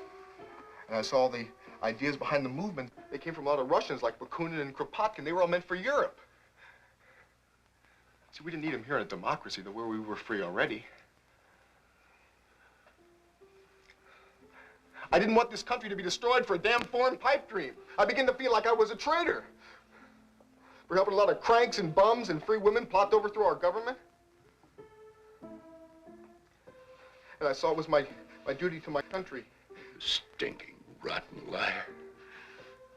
You think you can fool me with such hypocrite cant?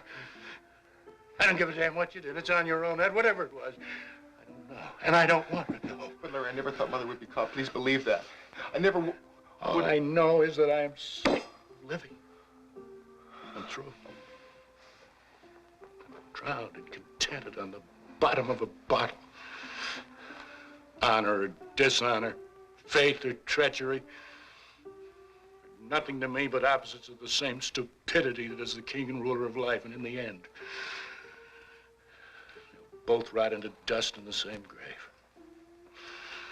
All things are meaningless to me, because they grin at me from the one skull of death. So go away. I've forgotten your mother. You old philosopher, huh?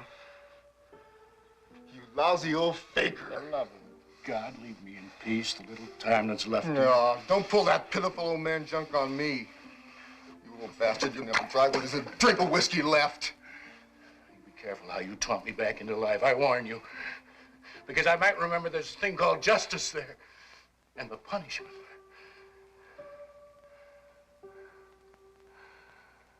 You're as mad as Hickey.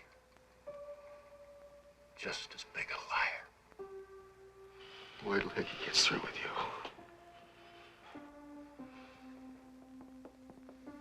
Oh, hello, tightwad kid. Right, you come to join what? Oh, boy, don't be that bashful, boy.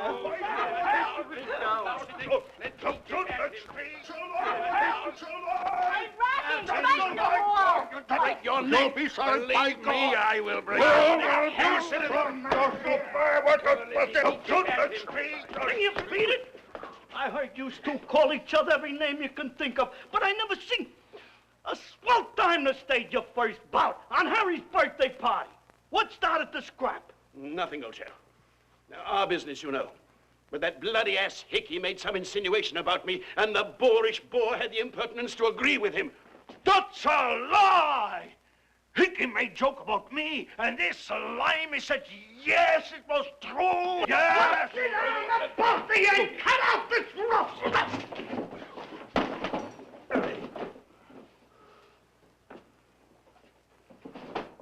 Geez, would you look at those bums? Like a couple of kids.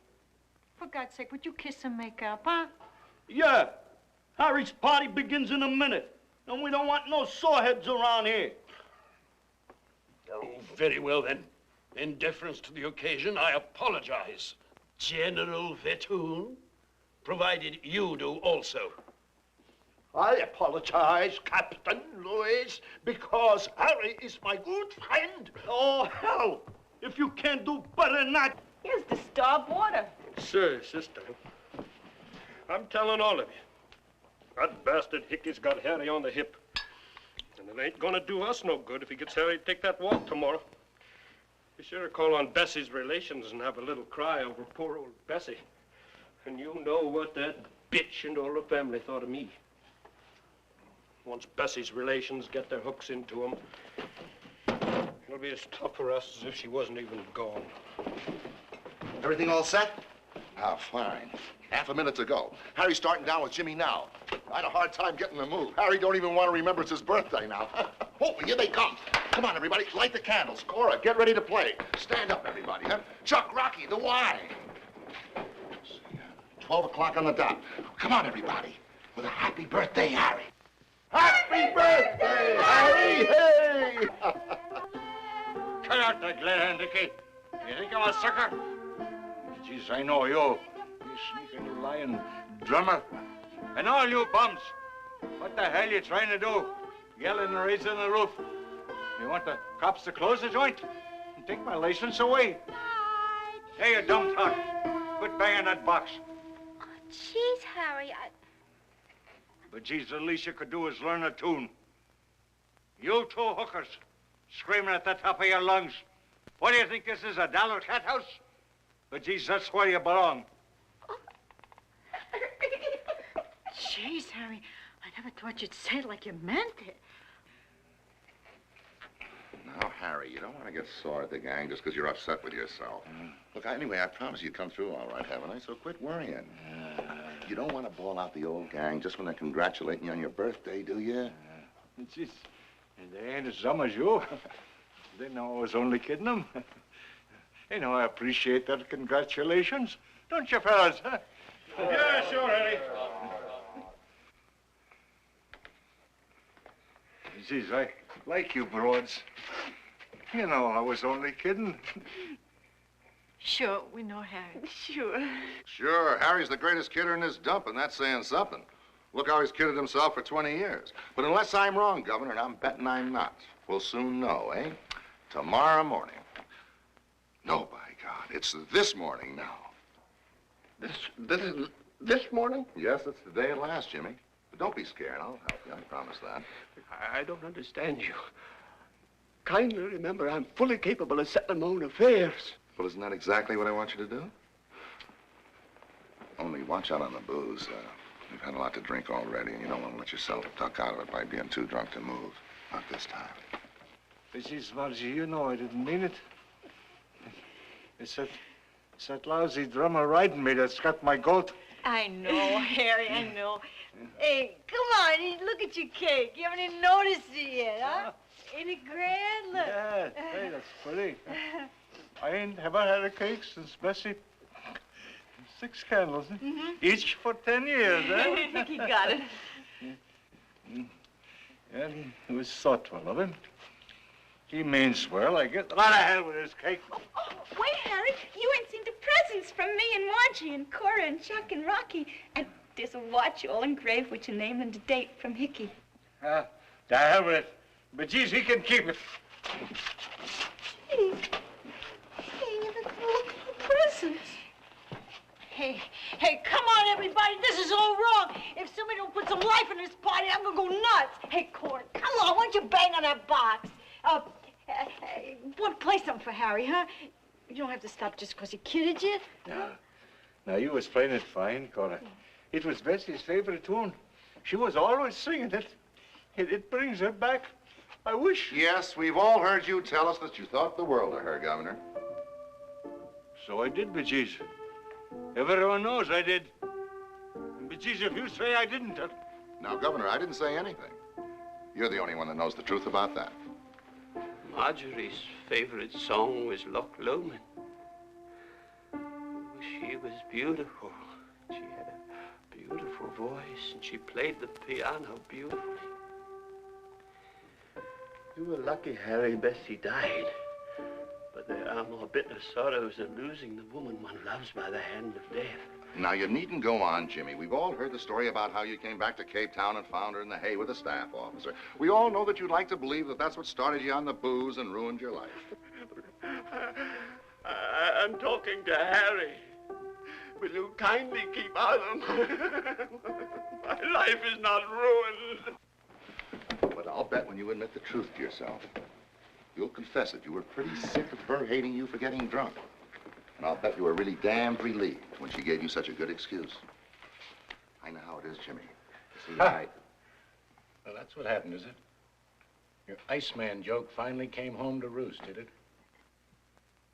Maybe you should have remembered there's truth in the old superstition that you better look out what you call. Because in the end, it comes to you. Is that a fact, Larry? Well, well. Then you better be careful how you keep calling for the old big sleep. Sure. Well, what are we waiting for, boys and girls? Let's get this party rolling. Chuck, Rocky, bring on the big surprise. Oh, Governor, you sit over here at the head of the table. Come on. Well, sit down, girls, sit down. And I'll sit here at the foot. Real champagne bums, cheer up!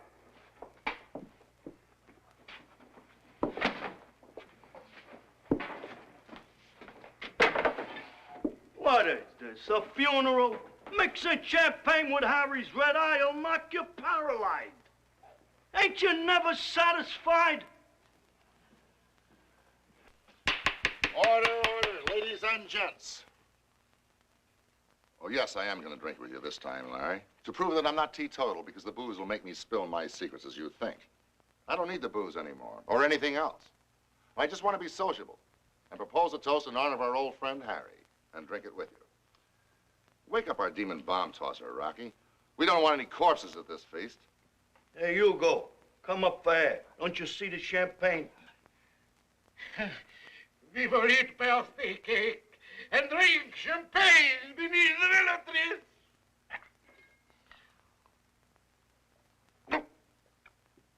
This wine is unfit to drink. It is not properly been iced. Always a high-toned, swallowed art, eh, Hugo? Well, God help us poor bums if you ever got to telling us where to get off. You'd have been drinking our blood beneath those willow trees. But here's the toast, ladies and gents. Here's to Harry Hope, who's been a friend in need to every one of us. And here's to the old governor, the best sport, the kindest, biggest-hearted guy in the world. Come on, everybody. To Harry. Bottoms up. To you, boss. Thanks, all of you. Hickey, you old son of a bitch. That's white of you. I know you meant it, too. Of course I meant it, Harry, old friend. And I mean it when I say that I hope that this will be the biggest day in your life. And in the lives of everyone here. And the beginning of a new life. Of peace and contentment. And here's to that, Harry. Oh, forget that bug-house lineup bull for a minute, can't you? You're right, Rocky. I am talking too much. It's Harry we want to hear from. Speech! Speech! Speech! Speeches, I'm no good on speeches. All I can say is thanks to everybody again for remembering me on my birthday. Only don't think because I'm 60. I'll be a bigger damn fool easy mark than ever. Like Hickey says, it's going to be a new day. This dump has got to be run like other dumps. So I can make some money and not just split even. I'm sick of being played for a sucker. I know you're all laughing at me now behind my back. Thinking to yourselves, why the old lion pipe dreaming faker. We've heard his bull about taking a walk around the ward for years. He'll never make it. He's scared. He's yellow. He ain't got the guts. He's scared he'll find out. But I'll show you, bejeez. And I'll show you, too. You son of a bitch of a praying pan peddling bastard. That's the stuff, Harry. Of course you'll try to show me. That's what I want you to do. Jeez. All of you, forgive me. I lost my temper. I ain't feeling well. I got a hell of a grouch on. You're as welcome as the flowers in May. Oh, sure, boss. You're always aces with us, see? Listen, everybody. I know you're sick of my gabbing, but I think I owe it to you to do a little explaining and apologize for some of the rough stuff I've had to pull on you. I had to make you help each other with me, huh? I saw that I couldn't do what I had to do alone, not in the time at my disposal. I knew when I came here I wouldn't be able to stay long. I'm slated to leave on a trip. Now, I know every one of you, inside and out, by heart. I may have been drunk when I've been here before, but old Hickey could never be so drunk he couldn't have to see through everybody. Everybody, that is, except himself. And finally, he had to see through himself, too. Now, I swear I would have never acted this way if I didn't absolutely believe it'd be worthwhile to you in the end.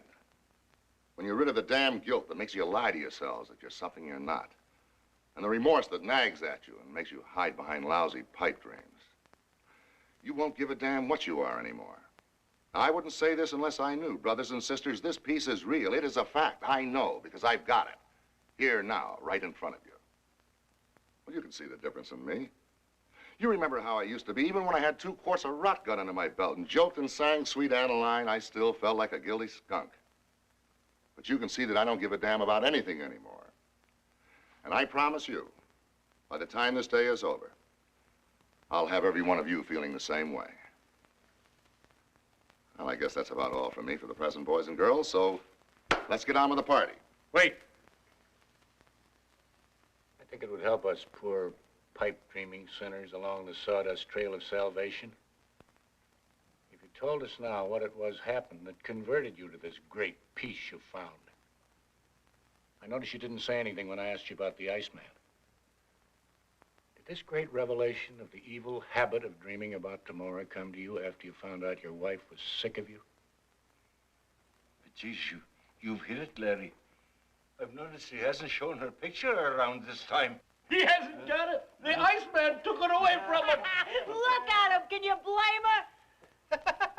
She must be hard up to fall for an Iceman. Yeah. Imagine a sap like that advising me and Chuck to get married. Yeah, he done so good with it. At least I can say that Marjorie chose an officer and a gentleman. Come to look at you, Hickey, old chum. You're sprouting horns like a bloody antelope. Like a pike like a water buffalo.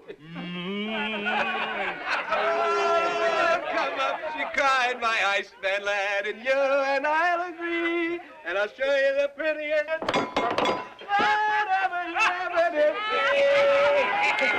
Well, I'm glad to see you getting in good spirits for Harry's party, even if the joke is on me.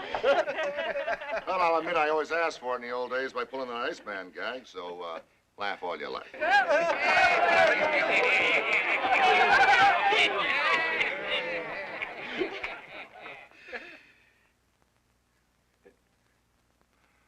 Well, I guess this forces my hand, you bringing up the subject of Evelyn. I had wanted to wait till the party was over, but you're getting the wrong idea about poor Evelyn. I've got to stop that. I'm sorry to tell you that my dearly beloved wife is dead.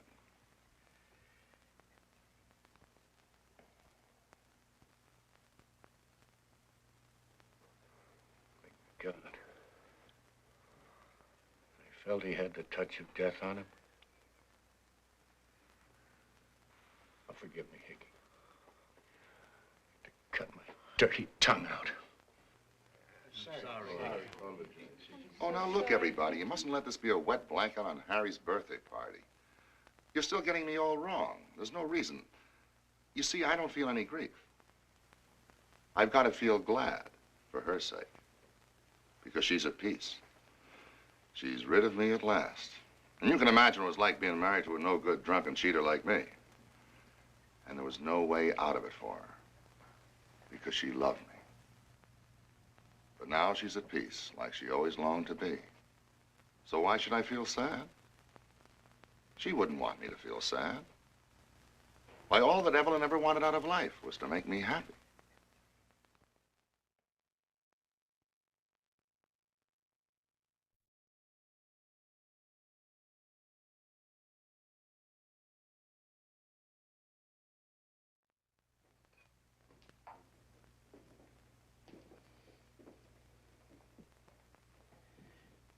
Nothing now till the noon rush from the market. I ain't a sap to let Chuck kid me into working his time so as he could take the morning off. But I got sick of arguing. I says, all right, get married. What's it to me?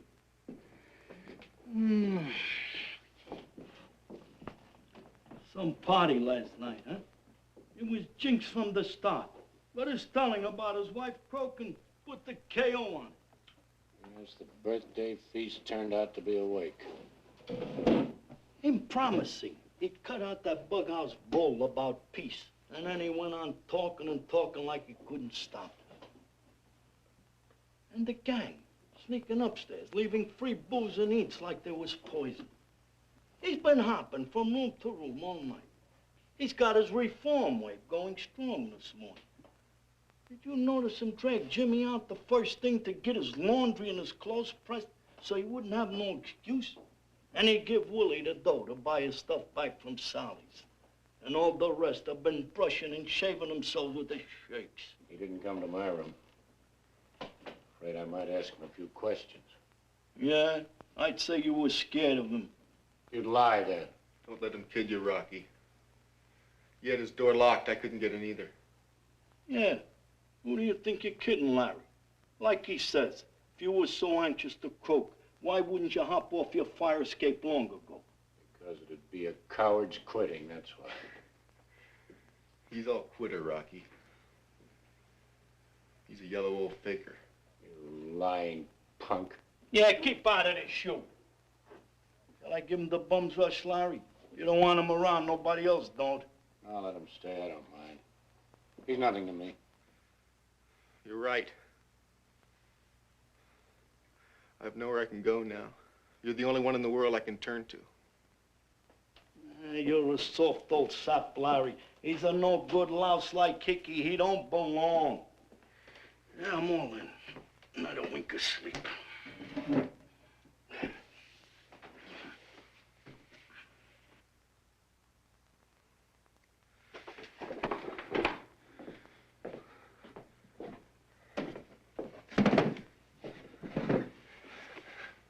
Larry, I'm sorry for riding you. But you get my goat when you act as if you didn't care a damn what happened to me. And you keep your door locked so I can't talk to you. Oh, but that was to keep Hickey out, wasn't it? I don't blame you. I'm getting more and more to hate him. More and more scared of him. Especially since he told us about his wife being dead. It's that queer feeling it gives me that I'm mixed up with him in some way. I don't know why, but it started me thinking about Mother. As if she was dead. I suppose she might as well be.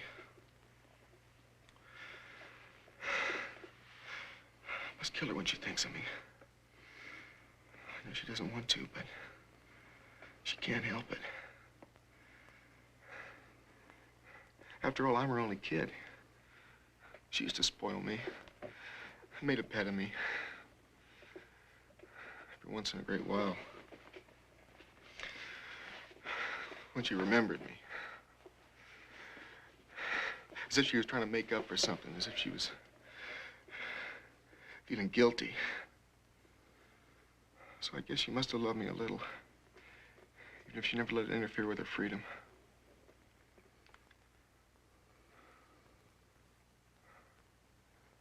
You know, Larry, I once had the sneaking suspicion that if the truth were known, you were my father. Damn fool. Put that insane idea in your head. Anyone in the Coast crowd could tell I never laid eyes on your mother till after you were born. Well, now, I'd hardly ask them, would I?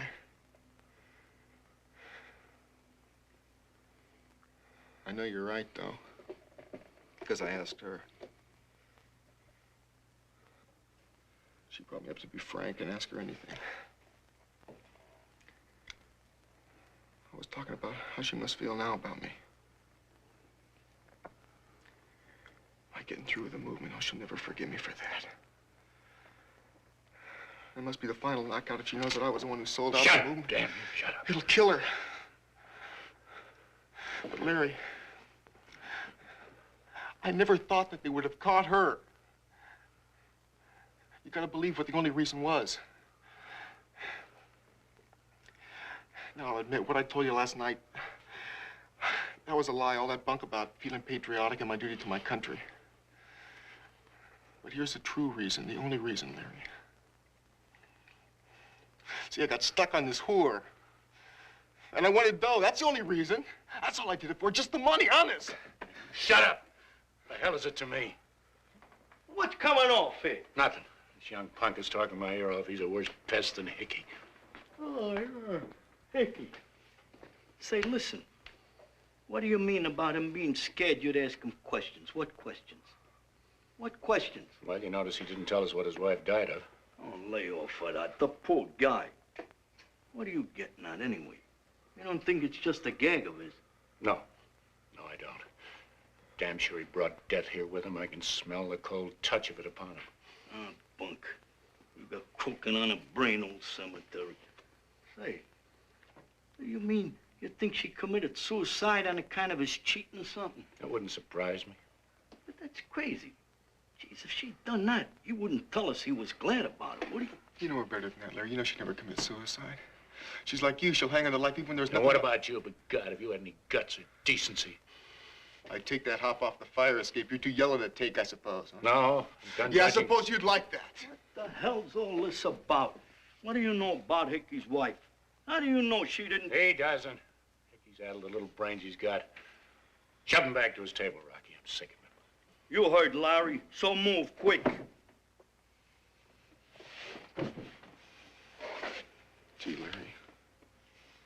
That's a hell of a way to treat me after I've trusted you. And I need your help.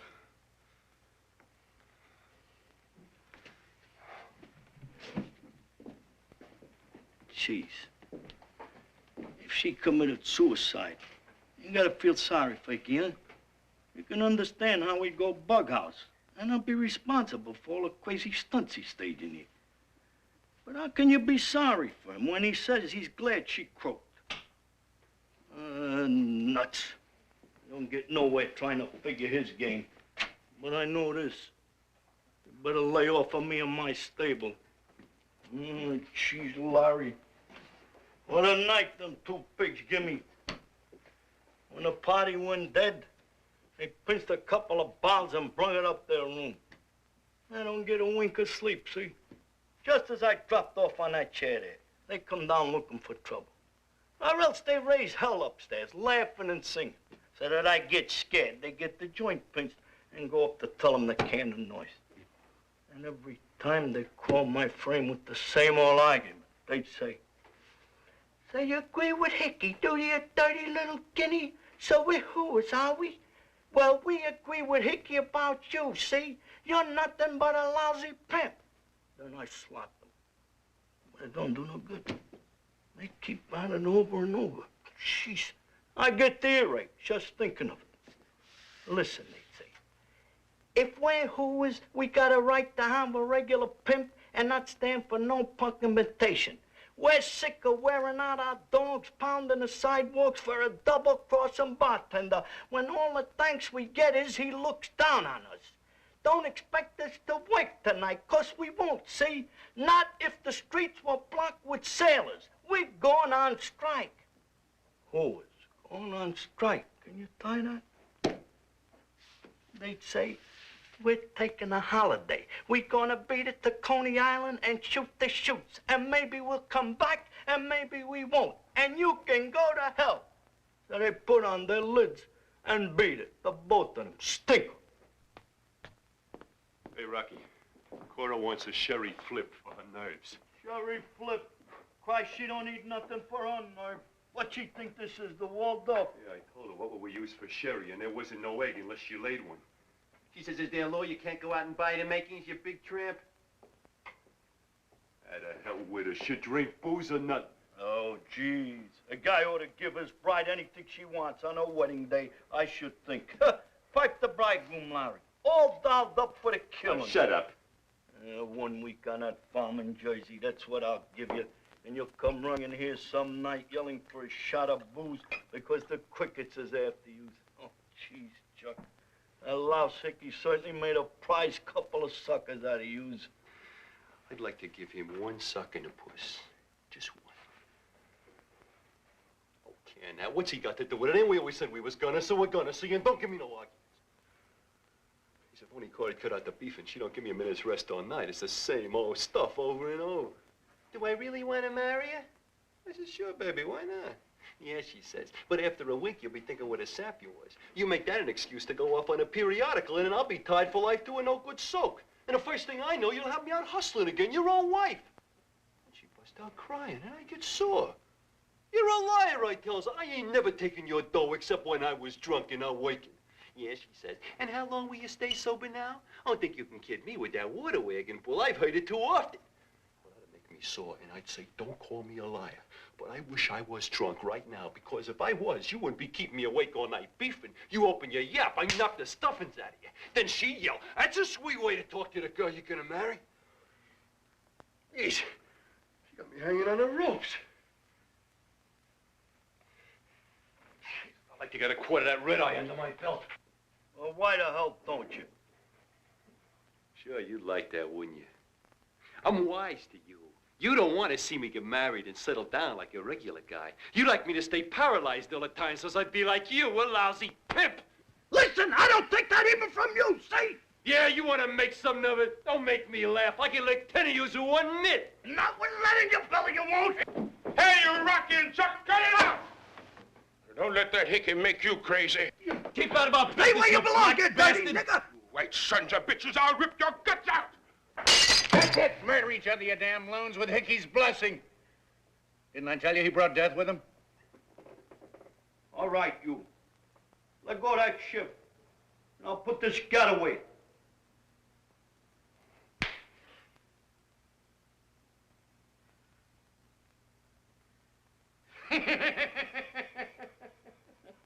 Hello, little people. Never mind. Soon, you will eat hot dogs beneath the willow tree and drink free wine. The champagne was not properly iced. Goddamn liar, Hickey. Does that prove I want to be aristocrat? I love only the proletariat. I will lead them. I will be like a god to them. They will be my slaves.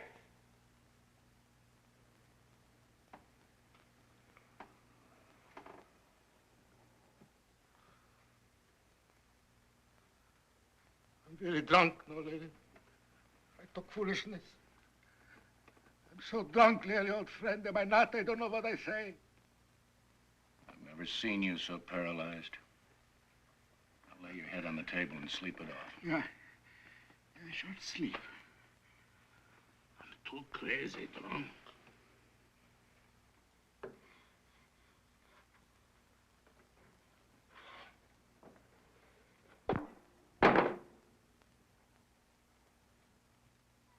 You're right, Larry.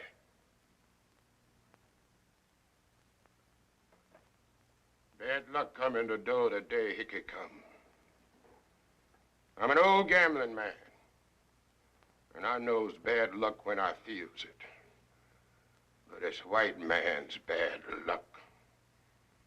He can't jinx me.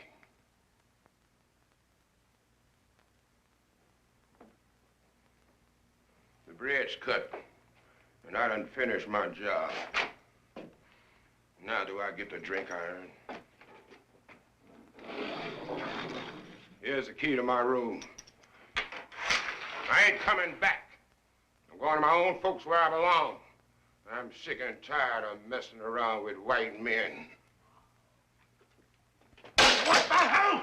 I'm only saving you the trouble, white boy. Now you don't have to break it soon as my back's turned, so's no white man can kick about drinking from the same glass. I'm tired of loafing around with a lot of bums. I'm a gambling man. I'm gonna get in a big crap game and win me a big bankroll. And then I gets the okay to open up my old gambling house for colored men. And then maybe I comes back here sometimes to see the bums. And maybe I throws a $20 bill down on the bar and says, drink it up. And listen when they all pat me on the back and say, Joe, you sure is white. But I'll say, no, I'm black. And my door is black man's door. And you's proud to drink with me or you don't get no drink. Well, maybe I just says you can all go to hell. I don't know myself drinking with no white trash. And that ain't no pipe dream. I'll get the money for my stake today, somewhere, somehow. If I have to borrow a gun and stick up some white man, I'll get it.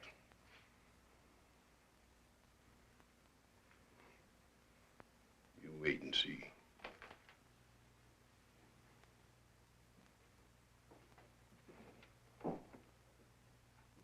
And you beat the nerve of that tinge. As if I wasn't dressed up, I'd go out and mop up the street with him. I'll let him go. The poor old dope. Him and his gambling house. He'll be back tonight asking Harry for his room and bumming me for a ball. Then I'll be the one to smash the glass. I'll learn him his place. Another guy all dolled up. Got your clothes from Solly's, oh, Willie. Now you could sell it back to him again tomorrow. No, I'm through with that stuff. You look sick, Willie. Here, take a ball. Pick you up. No, thanks. The only way to stop is to stop. I'd have no chance if I went to the DA's office smelling of booze. You really going there? I said I was, didn't I? I just came back here to rest for a few minutes. I'll show that cheap drummer. I don't need to have any Dutch courage.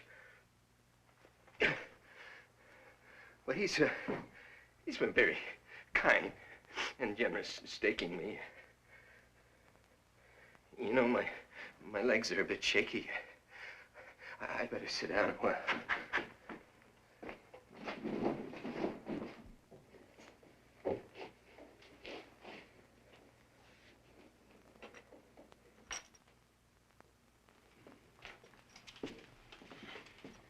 There's another one. Hey, good morning, gentlemen all.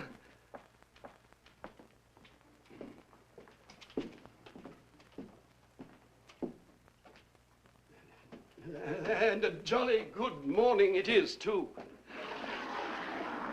Now, eye opener, I think not, Rocky, old chum. Not required, you know. Feel extremely fit, as a matter of fact. Can't say that I slept much, though, thanks to that interfering ass Hickey and that stupid bounder of a boar. I've had about all I can take from that fellow. Oh, well, it's my own fault, I suppose, for allowing a brute of a Dutch farmer to become familiar. Well, it's come to a parting of the ways. And a jolly good riddance. Oh, that reminds me. Here's my key.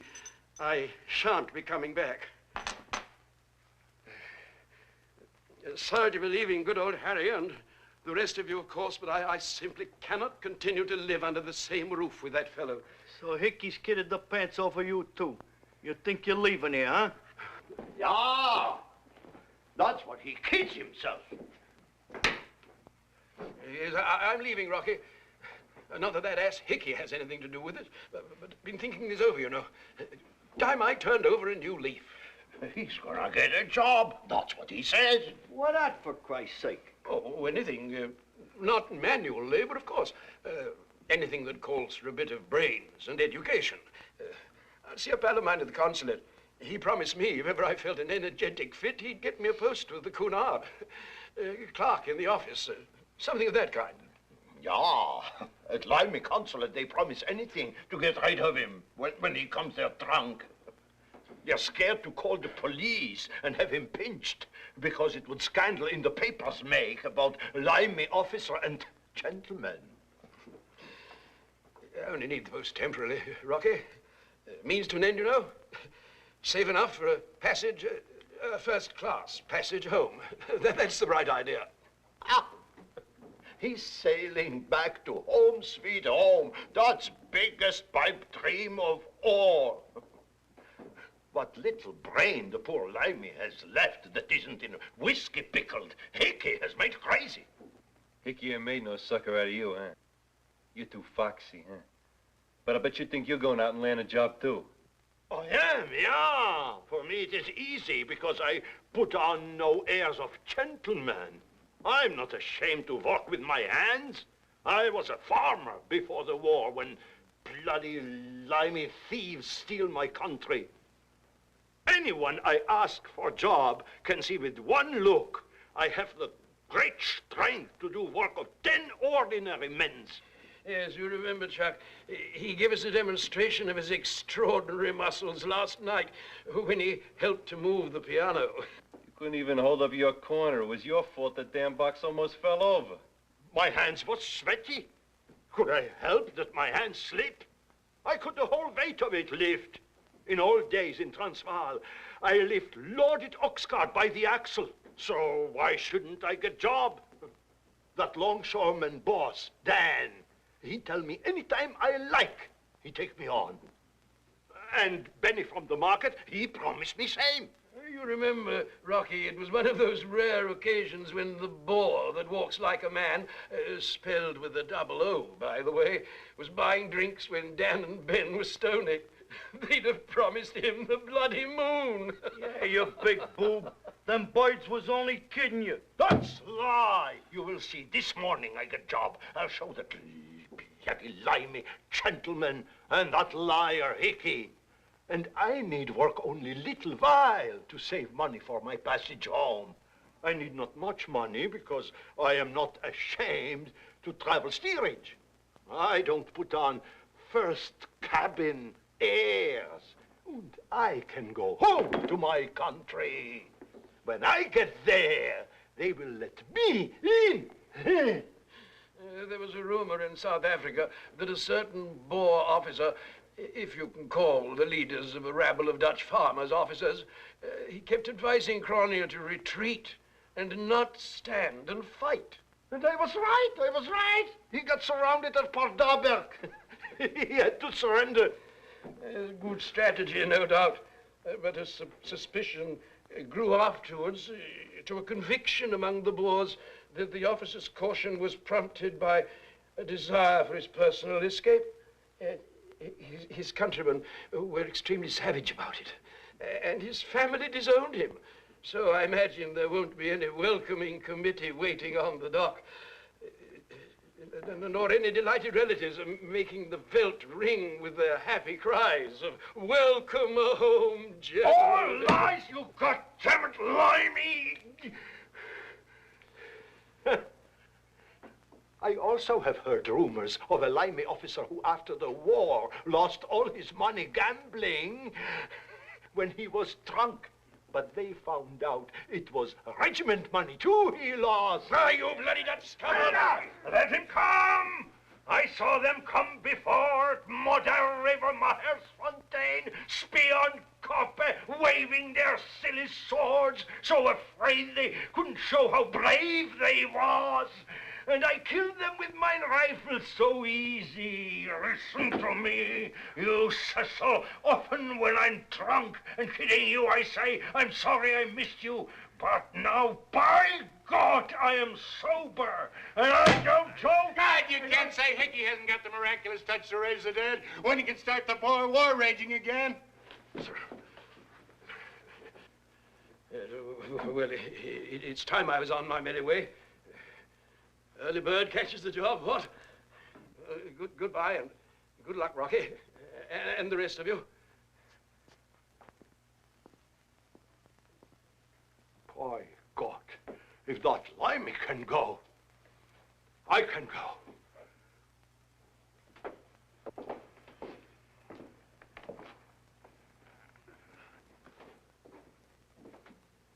Well, why don't you beat it? Just been thinking. Hardly the decent thing to push off without saying goodbye to old Harry. One of the best, old Harry, and good old Jimmy. They ought to be down very soon. Oh, I'm sorry. I seem to be blocking your way out. No, I will wait to say goodbye to Harry, too.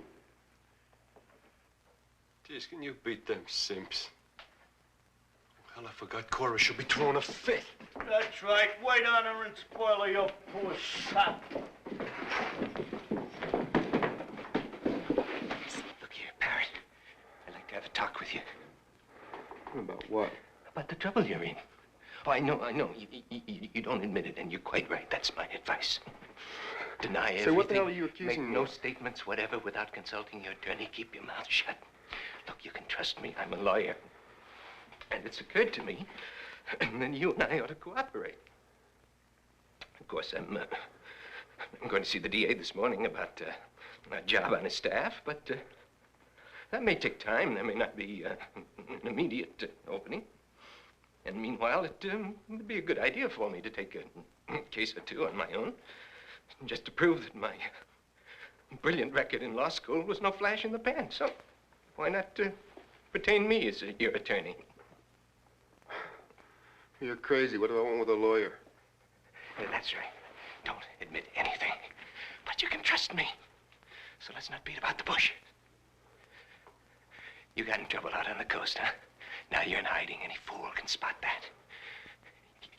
You feel safe here, and maybe you are for a while. But remember, they get you in the end. I know from my father's experience. Nobody could have felt safer than he did. When anybody mentioned the law to him, he nearly died laughing. But You crazy mutt. You hear that, Larry?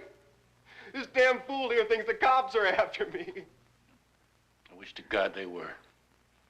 And so should you if you had the honor of a louse. Oh, and you're the guy who kids himself. He's through with the movement. You're still in love with it.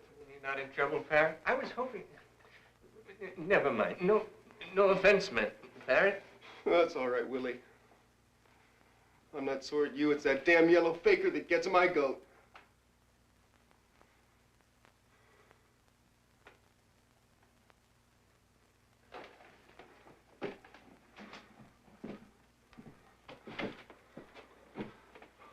I think I understand, Larry. It's really Mother you still love.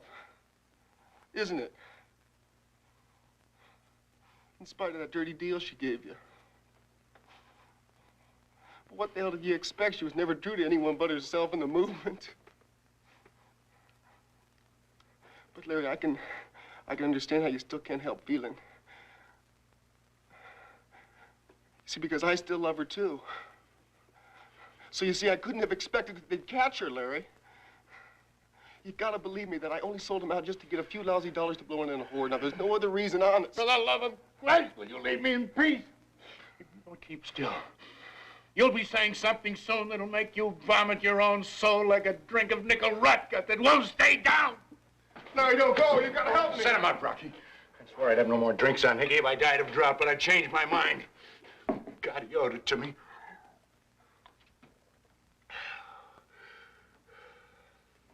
I'd be blind to the world now. It was the Iceman of Death himself treating. What made me say that, I wonder? Oh, my God, it fits. For Death was the Iceman that Hickey called to his home. Oh, forget the Iceman gag. The poor dame is dead. Go on and get paralyzed. I'll be glad to see one bum in his dump act natural.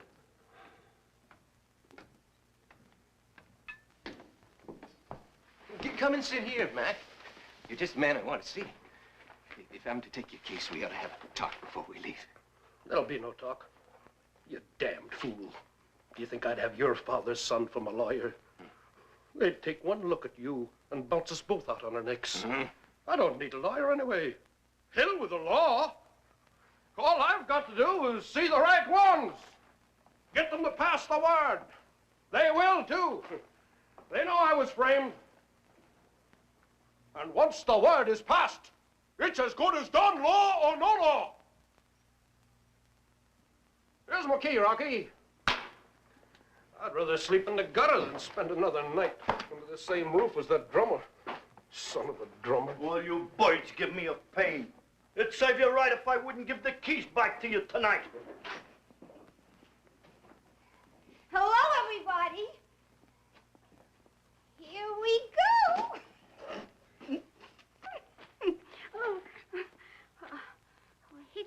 Hickey just told us ain't it time we beat it if we was really going.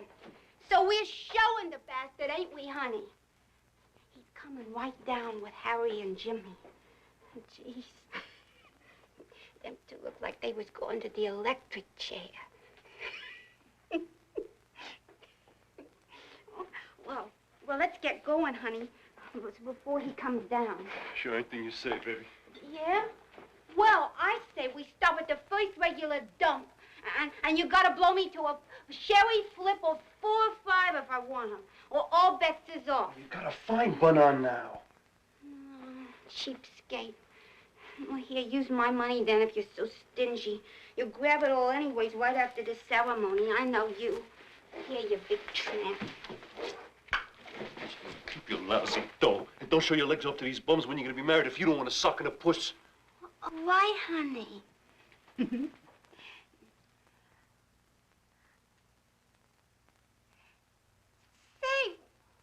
why don't all you barflies come to the wedding?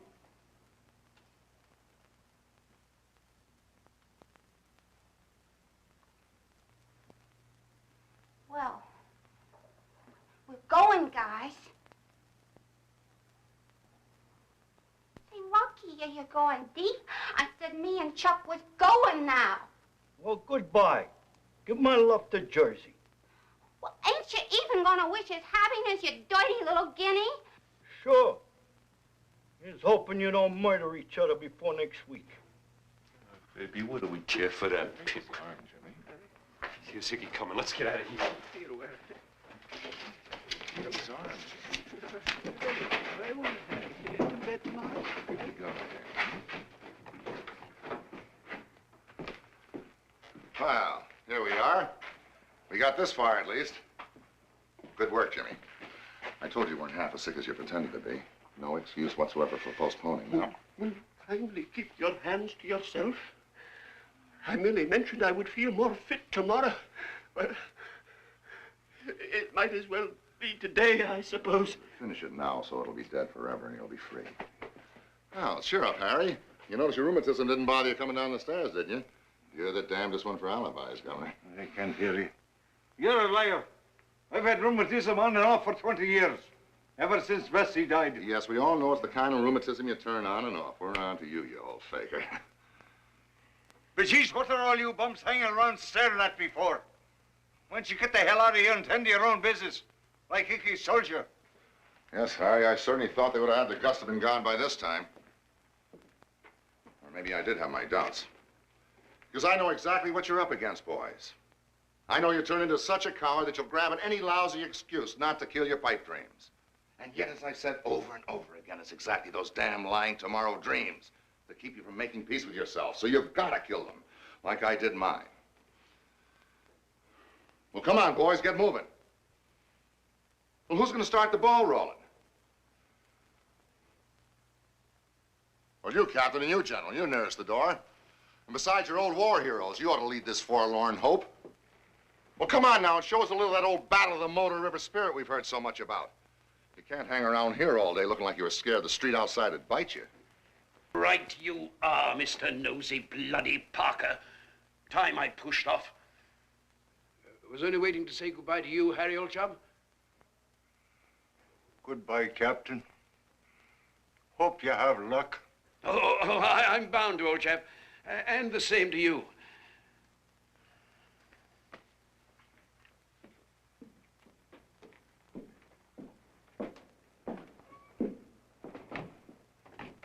I got him, that limey can, I can.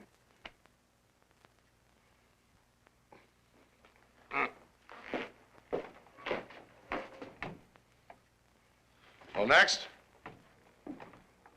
Come on, Mac. It's a fine summer's day.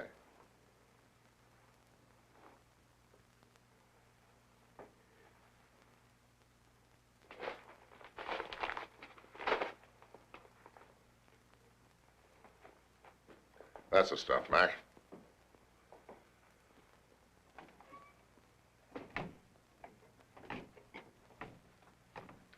Goodbye, Harry. Thanks for all your kindness. That's the way, Willie. Oh, the DA's a busy man, Willie. Can't keep him waiting all day, you know. Good luck, Willie.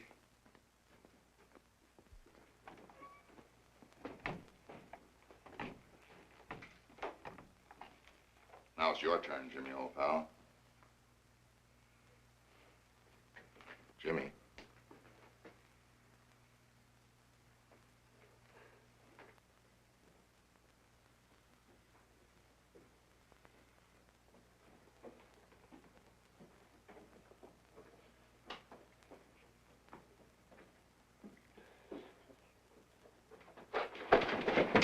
You can't do that to yourself, Jimmy, old pal.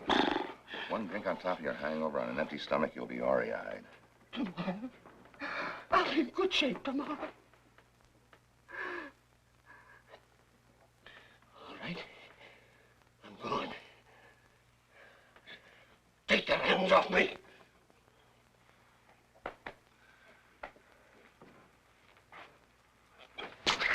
Dirty swine. All set for an alcohol run. No hard feelings. I know how he feels. I wrote the book. I've seen the day if anybody forced me to face the truth about my pipe dreams, I'd have shot him dead.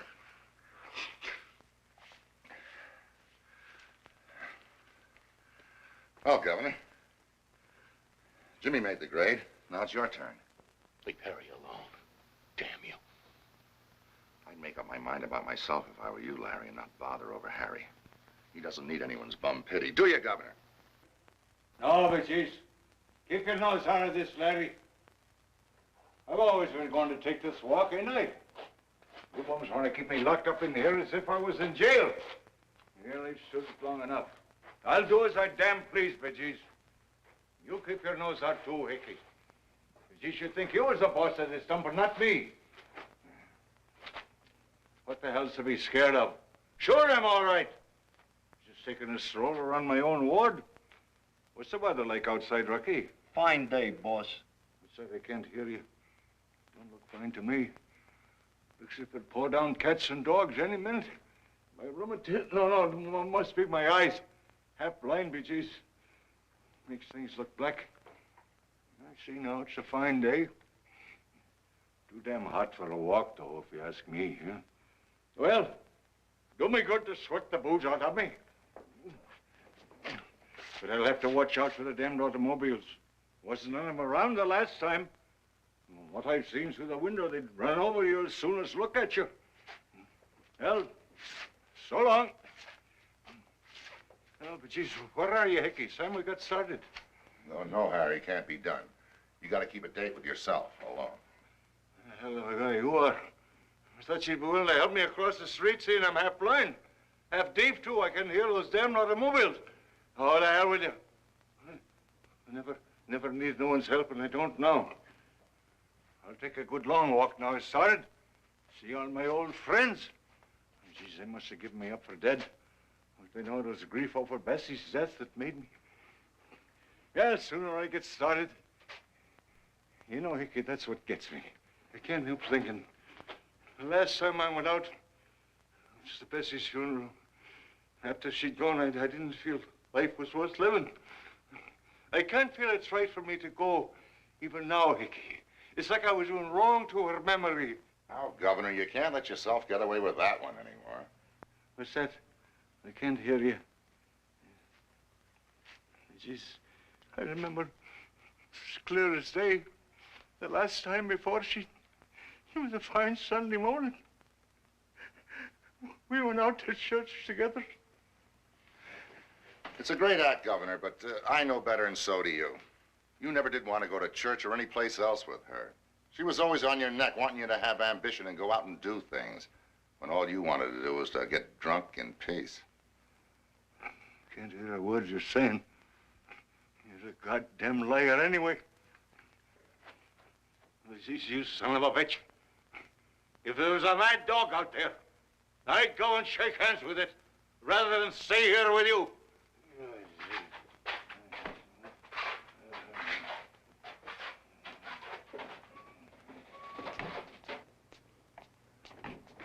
Jeez, he made it. I'd have give you 50 to 1. He'd never. He stopped.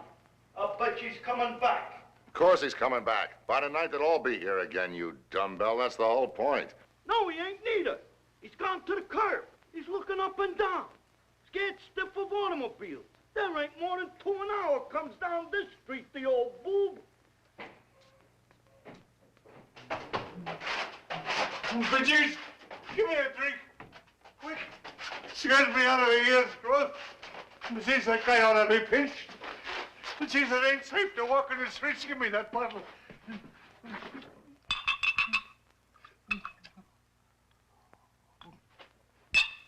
You seen it, didn't you, Rocky?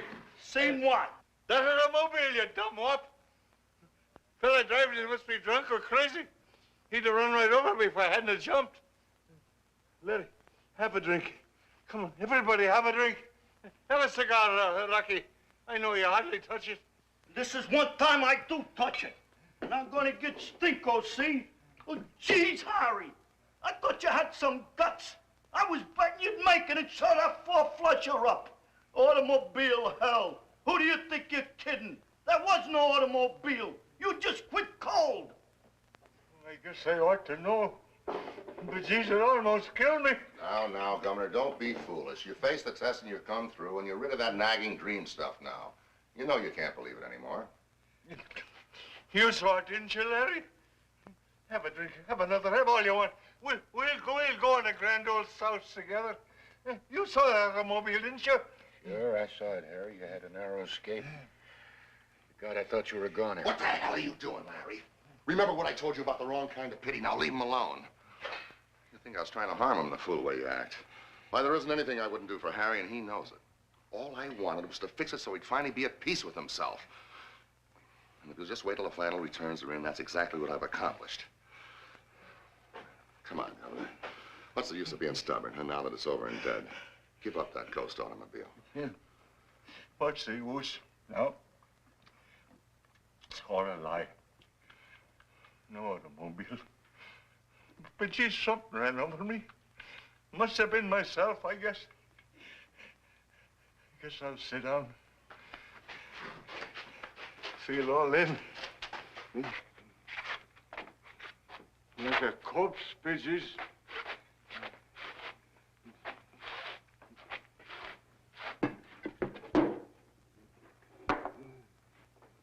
Hello, Hugo. Coming up for air. You stay passed out. It's the right dope. There ain't any cool willow trees. Except you grow your own in a bottle. Hello, Harry. Stupid proletarian monkey face. I will drink champagne beneath the but the slaves must ice it properly. Goddamn Hickey! Peddler pimp for nouveau riche capitalism! When I lead the jackass mob to the second Babylon, I will make them hang him to the first lamppost! Good work. I'll help pull the rope.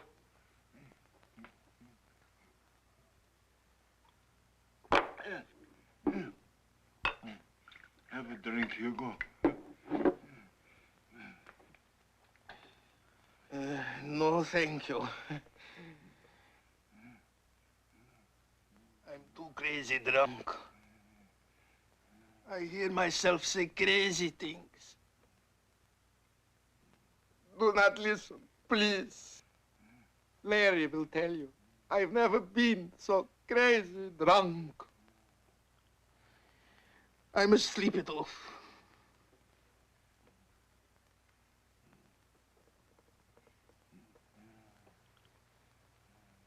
What's the matter, Eddie? You look funny.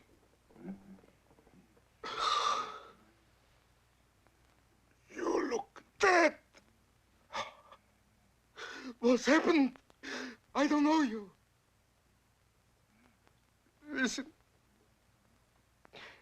I feel I'm dying too, because I'm so crazy drunk. It's very necessary that I sleep. I can't sleep here with you. You look dead.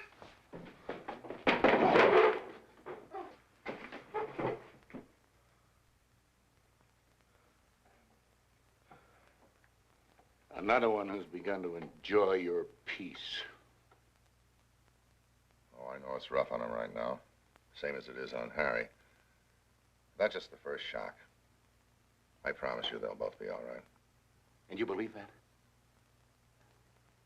I say you do, you mad fool. Of course I believe it. I know from my own experience. And now it's my turn, I suppose.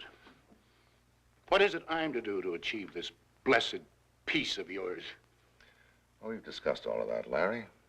Just stop lying to yourself. You think when I say I'm finished with life and tired of watching the stupid greed of the human circus, and I'll welcome closing my eyes in the long sleep of death, you think that's a coward's lie? Well, what do you think? I'm afraid to live, am I? And even more afraid to die. I sit here with my pride drowned on the bottom of a bottle, keeping drunk so I won't see myself shaking in my breeches with fright, or hear myself whining and praying, beloved Christ, let me live a little longer at any price. If it's only for a few days more, or a few hours even. Have mercy, Almighty God, and let me still clutch greedily to my yellow heart this sweet treasure, this jewel beyond price, this dirty, stinking bit of withered old flesh, which is my beautiful little life. You think you'll make me admit that to myself? But you just did admit it, didn't you?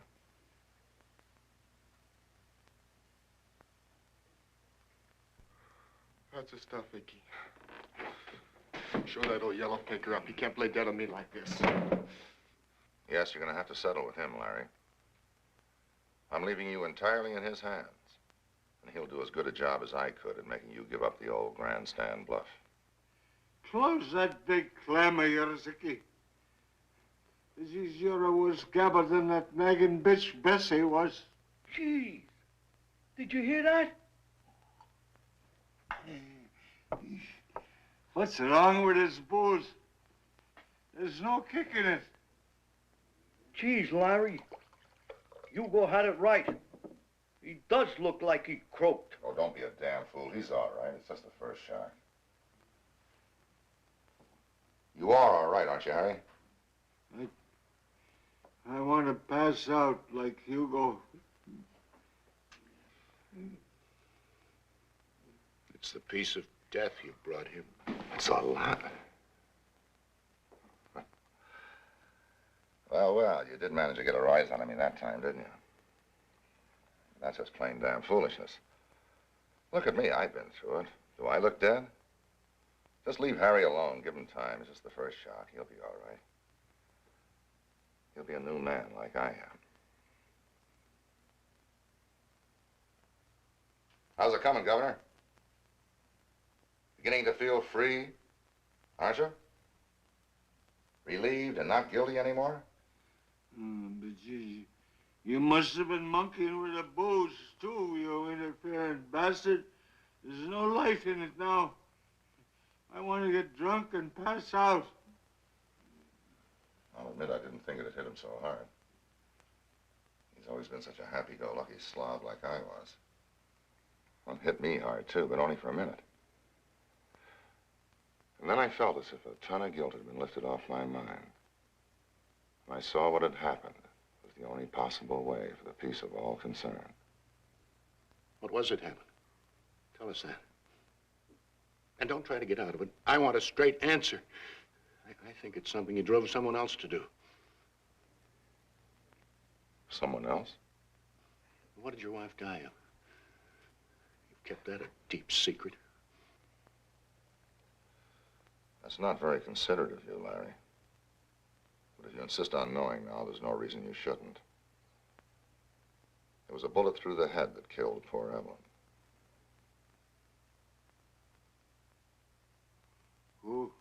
Who the hell cares? The hell was her and that nagging old hag Bessie. Christ, you had the right dope, Larry. You drove your poor wife to suicide. I know it. But God, I don't blame her. I'd almost do the same thing myself to get rid of you. It's what you'd like to drive us all to... I'm sorry, Hickey, I'm sorry. A rotten louse to throw that in your face. Oh, that's all right, Larry. But don't jump to conclusions. I didn't say poor Evelyn committed suicide. That's the last thing she'd have done while I was still alive so she could take care of me and forgive me. No, if you'd known her at all, you'd never have such a crazy suspicion. No, I'm sorry to tell you that my poor wife was killed. She was murdered? You're a liar, Larry. You must be crazy to say that to me. You know damn well she's still alive. Murdered? Who done it? Shut up, dumb wop. It's none of our damn business. Leave him alone. Still the old grandstand bluff? Or just some more bum pity? The police don't know who killed her yet, Rocky, but I expect they will before very long. How's it coming, Governor?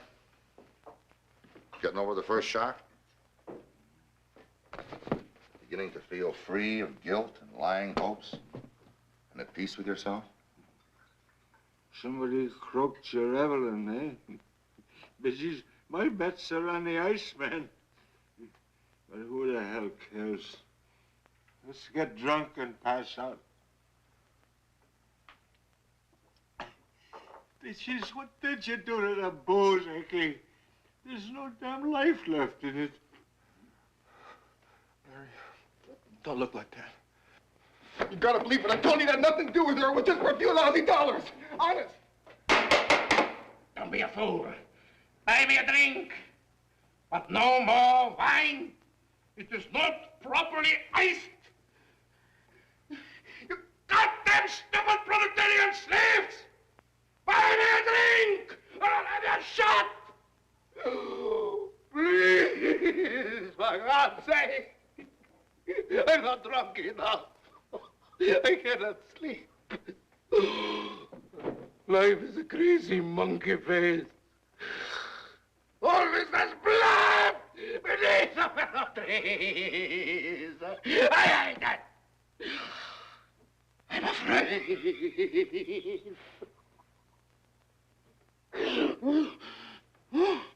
Oh, please, please, please. I'm too crazy drunk. I say crazy things. Oh, for God's sake, do not listen to me. Do not listen to me. I'm afraid.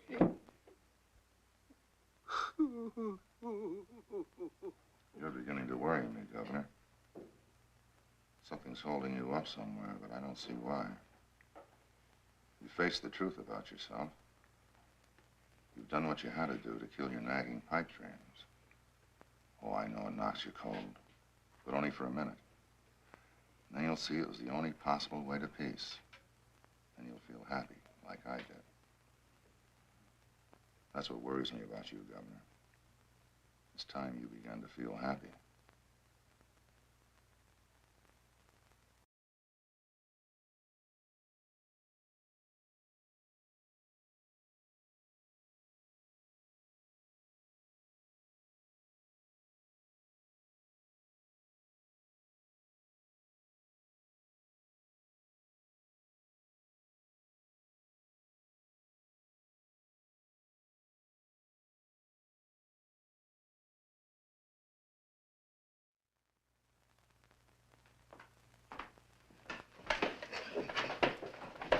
You damn nigger. Beat it in the back room. It's after hours. Oh, the hell with it. Let the dump get pinched. I'm through with this lousy job anyway. Huh? Been scrapping, huh? Started off on your periodical, ain't you? Yeah, ain't you glad? I'm out of my feet holding down your job. You said if I take your day, you'd relieve me at 6. And here it's at best 1 a.m. Well, you're taking over now. Get me? No matter how blasted you are. Blasted hell, I wish I was. I lapped up a gallon, but it don't hit me right. And to hell with the job. I'm gonna tell Harry I'm quitting. Well, I'm quitting too. I played sucker for that crummy blonde long enough to let it kid me into working. From now on, I take it easy. I'm glad you're getting some sense. Yeah, I hope you're getting some. Boy, with a prize sap you've been tending bar when you got 2 good hustlers in your stable. Yeah, but I ain't no sap now. I'll learn them when they get back from Coney. Jeez, that chorus sure played you for a dope, feeding you that marriage on a farm hop. Yeah, Hickey got it right. A lousy pipe dream. It was her pouring sherry flips on me woke me up. All the way walking to the ferry, every gin mill we come to, she dragged me into blower. I got thinking, Christ, what won't she want when she gets the ring on her finger and I'm hooked? So I tells her at the ferry, kiddo, you can go to Jersey or to hell, but count me out. She said it was I told you to go to hell because you start hitting the booze. I got thinking, too. Geez, won't I look sweet with a wife that if you put all the guys you stay with side by side, they reach to Chicago. That kind of dame you can't trust. Even the minute your back is turned, they're cheating with the Iceman or someone. I mean, Hickey done me a favor making we wake up. Only it was fun, kind of me and Cora kidding ourselves. So where is that son of a bitch, Hickey? I want one good sock at that guy, just one. And the next button, and he'll do a bee in the morgue. I'll take a chance. I'll go into the chair. No. Keep away from him, Chuck. He ain't here now anyway. He went out the phone, he said. I got a hunch he beat it. But if he does come back, you don't know him if anyone asks you. Get me? The chair. Maybe that's where he's going. I don't know nothing, see? But it looks like he croaked his wife. You mean she really was cheating on him? And I don't blame the guy. Now, who's blaming him? Is any of the gang wise? Larry is. And the boss ought to be. I tried to wise the rest of them to stay clear of him. But they're all so licked, I don't know if they got it. Oh, I don't give a damn what he done to his wife. But if he gets the hot seat, I won't go into no mourning. Me neither. Not after throwing it in my face, I'm a pimp. What if I am? And what's he done to Harry? Geez, the poor old slob is so licked he can't even get drunk. And all the gang. I couldn't help feeling sorry for the poor bums when they showed up tonight. One by one, looking like pooches with their tails between their legs that everyone been kicking till they were too punch drunk to feel it no more. Jimmy tomorrow was the last. Schwartz the copper brung him in. Seen him sitting on a dock on West Street looking at the water and crying. Schwartz thought he was drunk and I let him think it. But he was cold sober. He was trying to jump in and didn't have the nerve, I figured it. Jeez, there ain't enough guts left in the whole gang to bottle a mosquito. Oh, the hell with them. Who cares? Give me a drink. I see you've been hitting the red eye, too. Yeah, but it don't do no good. I can't get drunk right. This dirty dinge was able to get his snoot full and pass out. Jeez, even Hickey can't faze a nigger. You'd think he was fazed if you seen him come in. Stinko. And he pulled a gun and said he'd plug Hickey for insulting him. Then he dropped it and began to cry. And said he wasn't a gambler man or a tough guy no more. He got drunk panhandling drinks and nigger joints, I suppose. I guess they felt sorry for him. He ain't got no business in a bar after hours. Why don't you chuck him out? Oh, the hell with it. Who cares? Yeah, I don't. Excuse me, white boy. I don't want to be where I'm not wanted. My pig's in the back room, ain't she? I want to collect the dough I wouldn't take this morning like a sucker before she blows it. I'm coming, too. I'm through working. I ain't no lousy bartender.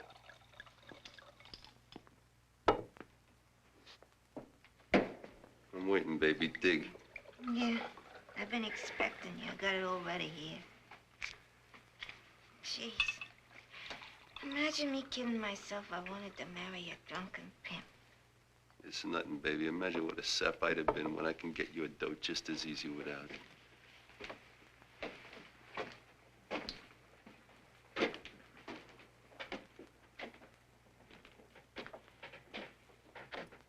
Hello, old cemetery.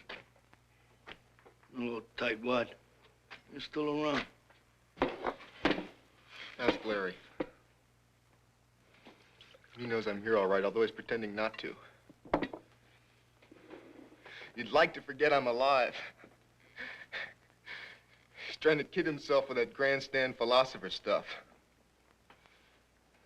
But he knows he can't get away with that now. He kept himself locked up in his room until a while ago, alone with a bottle of booze. He couldn't make it work, though. Couldn't even get drunk. So he had to come out. Well, there must have been something up there he's even more scared to face than he is me and Hickey. I guess he got looking at the fire escape. Thinking how handy it was if he was really sick of life and only had the nerve to die.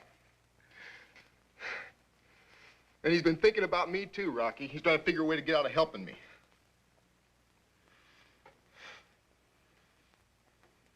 He loved her, too, so he thinks I ought to take a hop off the fire escape.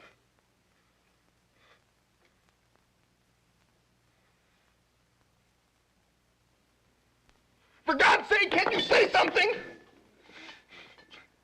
Larry.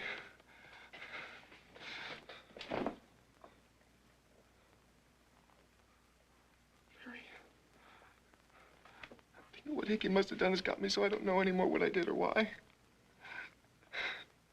can't go on like this. I gotta know what I gotta do. Damn! You trying to make me your executioner? Execution? Then you think I don't think anything. I suppose you think I had to die, huh? Because I sold out a lot of loudmouth fakers?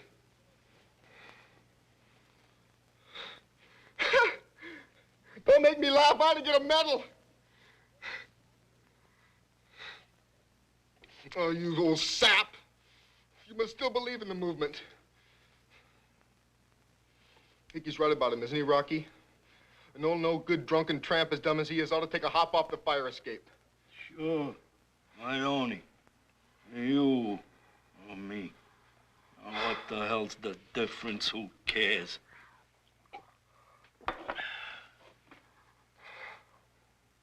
am I doing here with you, Stu? I remember I had something on my mind to tell you. What? Oh, I got it now. I was thinking how you was both regular guys. I think, ain't two guys like them saps to be hanging around like a couple of stew bums and wasting themselves? What do you think, Parrot? You ain't a bad-looking guy. You could easily make some gal who's a good hustler and start a stable. And I'll help you and wise you up to the inside dope on the game. Well, what about it? What if they do call you a pimp? I don't want anything to do with horse. I wish they were all in jail or dead. All right, stay a bum. But how about you, Larry? You ain't dumb. Sure, you're old. But that don't matter. All the girls think you're racers. They fall for you like you were their uncle or old man or something. They like taking care of you. And the cops around here, they like you too. You wouldn't have to worry where the next drink's coming from or wear dirty clothes. Well, don't it look good to you? No, it doesn't look good, Rocky. I mean, the peace Hickey's brought you. It isn't contented enough if you have to make a pimp of everyone else. I'm a sap to waste my time on you. Stew bum is a stew bum.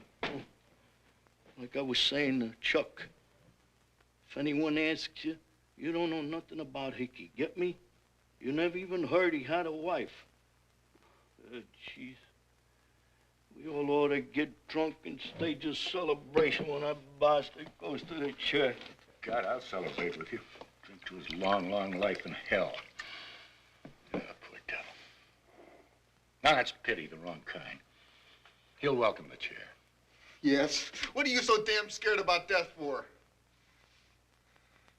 I don't want your lousy pity. I hope we don't come back, Larry.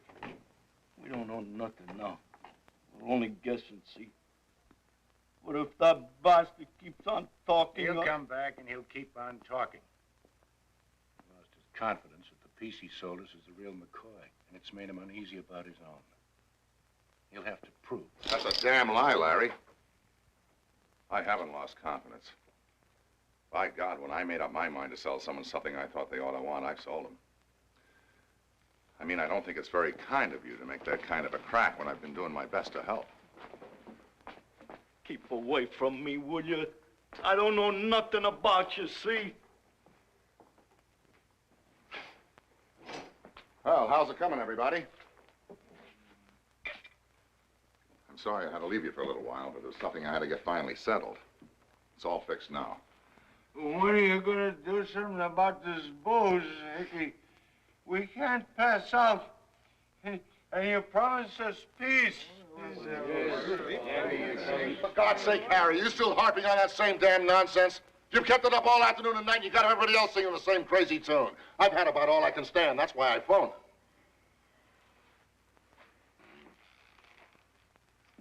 Excuse me, boys and girls. I don't mean that. Just that I worry about you when you play dead on me like this. I was hoping by the time I got back, you'd be like you ought to be.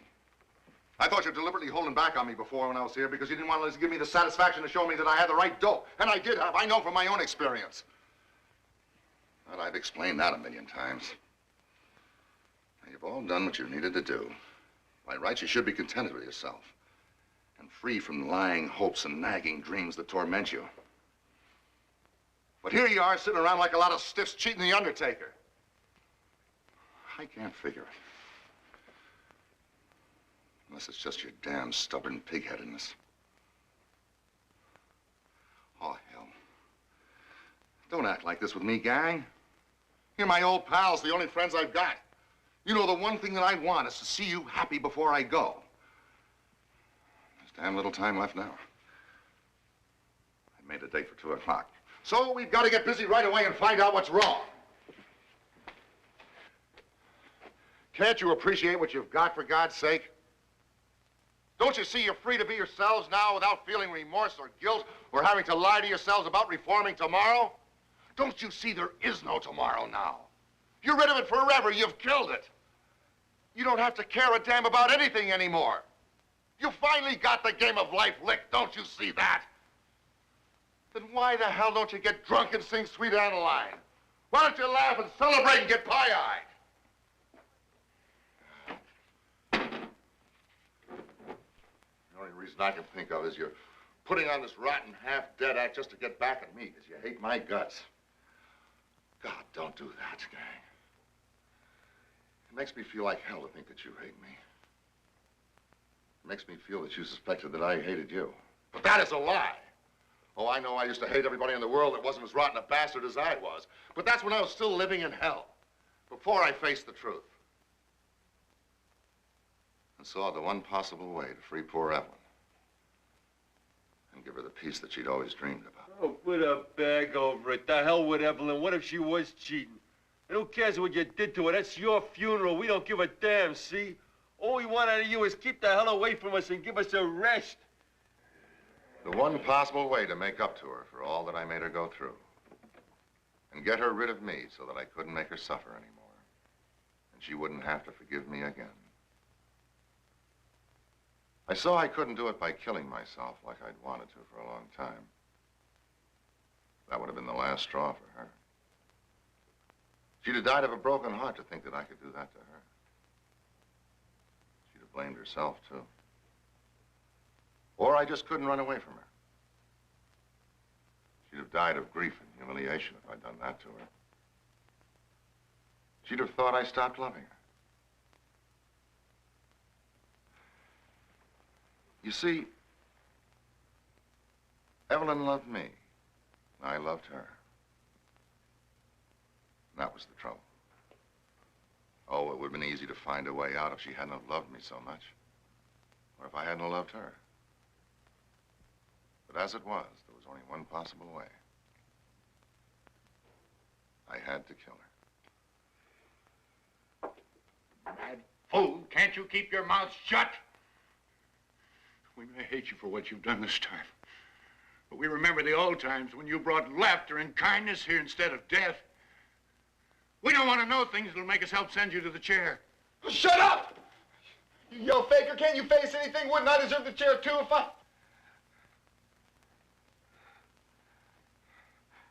It's worse if you kill someone and they have to go on living. Oh, I'd be glad of the chair. You'd wipe it out, it'd square me with myself. I wish you'd get rid of that bastard, Larry. I can't have him pretending there's something in common between him and me. It's what's in your heart that counts. And there was love in my heart, not hate. You're a liar! I don't hate her, I couldn't. And anyway, it had nothing to do with her. You ask Larry. God damn you, stop shoving your rotten soul in my lap. Don't worry about the chair, Larry. I know you're still terrified by death. But when you've made peace with yourself, like I have, you won't give a damn.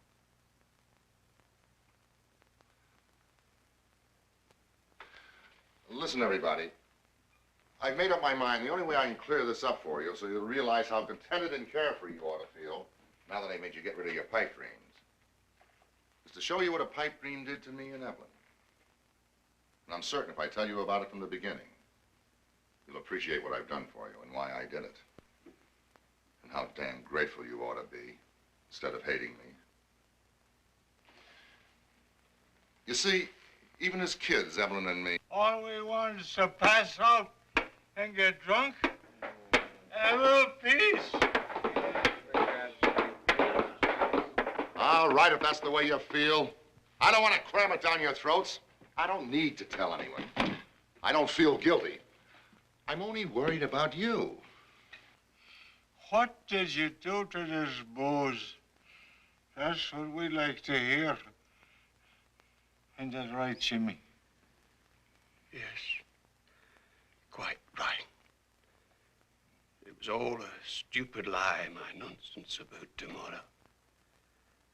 Naturally, they would never give me my position back, and I would never dream of asking them.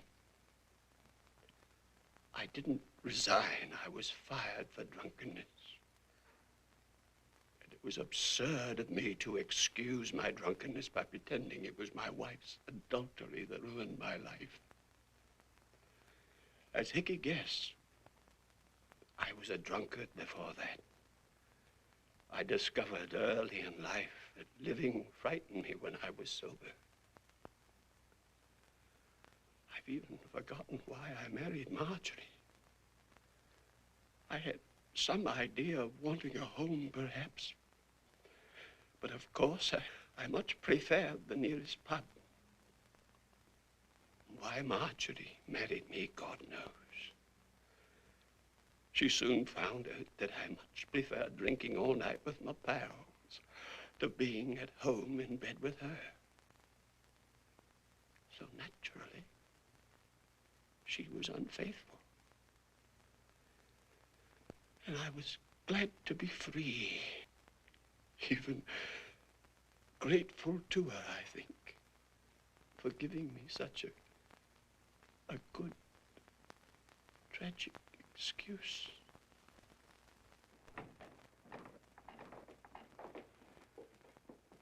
In the back room if you want a drink. Guy named Hickman in the back room? Think I know the names? Listen, you, this is murder. It was Hickman himself phoned in and said we'd find him here around 2. So that's who he phoned to. Yeah, he's in there. And if you want a confession, all you gotta do is listen. You can't stop the bastard talking. I gotta tell you, your being this way now gets my goat. And it's all wrong. It puts things in my mind. It makes me think that if I got balled up about you, then how do I know I wasn't balled up about myself? And that is just plain damn foolishness. But when you know the story of me and Evelyn, you'll see it was the only possible way out for her sake. Only I gotta start way back at the beginning. Otherwise, you won't understand. You see, even as a kid, I was always restless. I had to keep on the go. You've heard the old saying that ministers' sons are sons of guns? Well, that was me and then some. Home was like a jail. Listen to my old man whooping up hellfire and scaring those Hoosier suckers into shelling out their dough only handed me a laugh. Although I gotta hand it to him. The way he sold them nothing for something. I guess I take after him. And that's what made me a good salesman. Well, like I said, home was like jail, and so was school. And so was that damn hick town. The only places I liked were the pool halls, where I could smoke sweet Camerals and mop up a couple of beers, huh? Thinking I was a hell-on-wheels sport. We had one hooker shop in town. Of course, I liked that, too. Not that I hardly ever had the entrance money. My old man was a tight old bastard. But I'd like to sit around the parlor and joke with the girls. And they liked me, too. Because I'd kid them along and make them laugh. And you know how a small town is. Everybody got wise to me. They said I was a no-good tramp, but I didn't give a damn what they said. I hated everybody in the place. That is, except Evelyn. And I loved Evelyn. Even as a kid. And Evelyn loved me.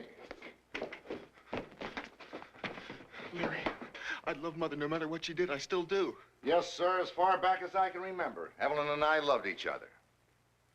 She always stood up for me. She wouldn't believe the gossip, or she pretended she wouldn't. No one could convince her that I was no good.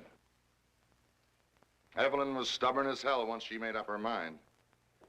You know, even when I'd admit things and ask her forgiveness, she'd make excuses for me and defend me against myself. And she'd kiss me, and she'd say that she knew that I wouldn't do it again, and I said that I wouldn't, and I'd promise. I'd have to promise. She was so damn sweet and good. Yet I knew darn well. No, sir, you couldn't stop Evelyn. Nothing on earth could shake her faith in me. Even I couldn't. She was a sucker for a pipe dream. Well, naturally, her family forbid her seeing me. They were one of the town's best, rich for that hick bird. They owned the trolley line and the lumber company. Strict Methodist, too. Oh, did they hate my guts. Even they couldn't stop Evelyn. Well, she'd sneak notes to me, and we'd meet on the side. But I was getting more restless. The town was getting more like a jail.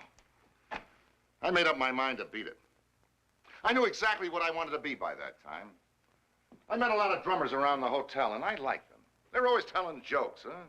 They were sports, always on the move. I liked their life. And I knew I could kid people and sell things. The hitch was how to get the railroad fare to the big town. Well, I told Molly Arlington my trouble. She was the man with the cat house. She liked me. She laughed and she said, hell, I'll stake you, kid. I'll bet on you with that grin of yours and that line of bull, you ought to be able to sell skunks for good riders. And Molly was all right. She made me feel confident in myself. Well, I paid her back, too, first money I earned.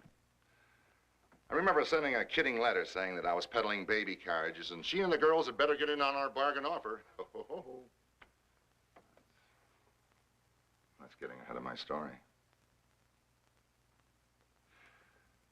That last night before I left town, I had a date with Evelyn. I got all worked up. She was so pretty and sweet and good. And I told her straight. I said, you better forget me, Evelyn, for your own sake. I'm no good and I never will be. Then I broke down and cried. And she just said, looking white and scared, why, Teddy, don't you still love me? And I said, love you? God, Evelyn, I love you more than anything in the world, and I always will. And she said, nothing matters, Teddy. Because nothing but death can stop my loving you. So when you're ready, you send for me, and we'll be married. And I know I can make you happy, Teddy. And when you're happy, you won't want to do any of those bad things you've done anymore. And I said, of course I won't, Evelyn. And I meant it. I believed it. I loved her so much she can make me believe anything. You married her? You caught her cheating with the Iceman? And you croaked her. And all we want is to pass out in peace, bitches. So I beat it to the big town. I got a job easy. It was a cinch for me to make good. I had the knack. It was like a game, sizing people up quick, spotting what their pet pipe dreams were, and then kidding them along that line, pretending you believed what they wanted to believe about themselves. Then they liked you. They trusted you. They wanted to buy something to show their gratitude. It was fun. But still, all the while, I felt guilty. As though I shouldn't be having such a good time away from Evelyn. In each of my letters, I'd tell her how I missed her, but I'd warn her, too. I'd tell her about my faults, how I liked my booze every now and then, and so on. But you couldn't shake Evelyn's belief in me, or her dreams about the future. And after each one of her letters, I'd be as full of faith as she was. So when I got enough saved to start us off, I sent for her and we got married. Christ, wasn't I happy for a while? And wasn't she happy? I don't care what anybody says. I'll bet there were never two people that loved each other more than me and Evelyn. Not only then, but ever afterwards. In spite of everything I did. Well, it's all there at the start. Everything that happened afterwards. Well, I never could learn to handle temptation. I'd want to reform and mean it. And I promise her, and I promise myself, and I believe it. I'd even tell her, it's the last time, Evelyn. And she'd say, I know it's the last time, Teddy. You'll never do it again. And that's what made it so hard. That's what made me feel like such a rotten skunk. Her always forgiving me. My playing around with women, for instance, it was just a harmless good time to me. It didn't mean anything, but I'd know what it meant to her. So I'd swear to myself, never again. But you know how it is traveling around, those damn hotel rooms. You get to seeing things in the wallpaper. I get so damn bored, so lonely and homesick. But at the same time, sick of home. I'd feel free. I want to celebrate a little. Well, I never drank on the job, so it had to be dames. Any tart. What I'd want was some tramp that I could be myself with without being ashamed. Someone I could tell a dirty joke to and she'd laugh. Gee. All the lousy jokes I've had to listen to and pretend was funny. Sometimes I'd try a joke that I thought was a real corker on Evelyn. And she'd always make herself laugh. But I could tell she thought it was dirty and not funny. And she always knew about the tarts that I'd been with when I came home from a trip. She'd kiss me and look in my eyes, and she'd know. And I I could see in her eyes her not wanting to know. And telling herself, even if it is true, he can't help it. They tempt him. He's lonely. He hasn't got me. It's only his body. He doesn't love them. I'm the only one he loves. And she was right, too. I never loved anyone else. Couldn't if I wanted to. She forgave me even when it all had to come out in the open. You know how it is when you keep taking chances. You may be lucky for a long time, but you get nicked in the end. I picked up a nail from some tart in Altoona. Yeah, she picked it up from some guy. It's all in the game. I had to do a lot of lying and stalling when I got home, but it didn't do any good. The quack I went to got all my dough. And he told me I was cured. And I believed him. But I wasn't. And poor Evelyn. But she did her best to make me believe that she fell for my lie about how traveling men get things from drinking cups on trains. Anyway, she forgave me. The same way she forgave me every time I show up after a periodical drunk. And you all knew what I looked like after one of those. You saw me. Like something lying in the gutter that no alley cat would lower himself to drag in. Something they threw out of the DT ward at Bellevue, along with the garbage. Something that should be dead. But isn't.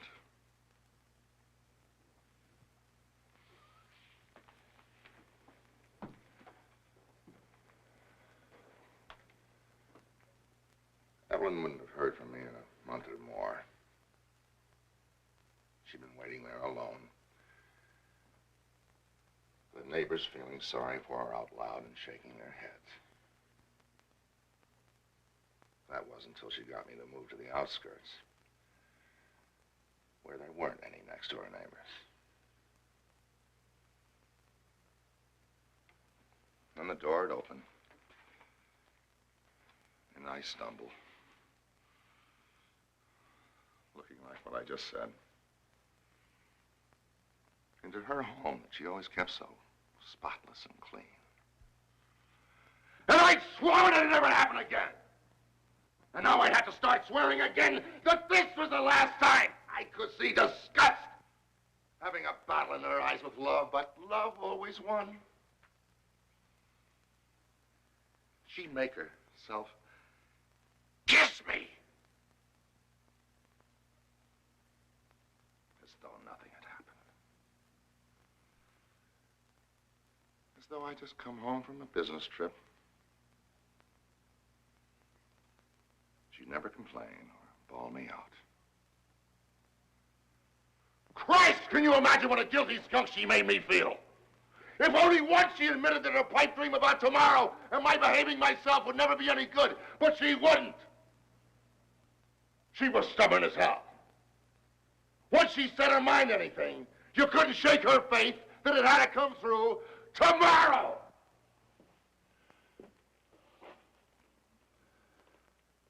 Well, it was the same old story. Over and over for years and years.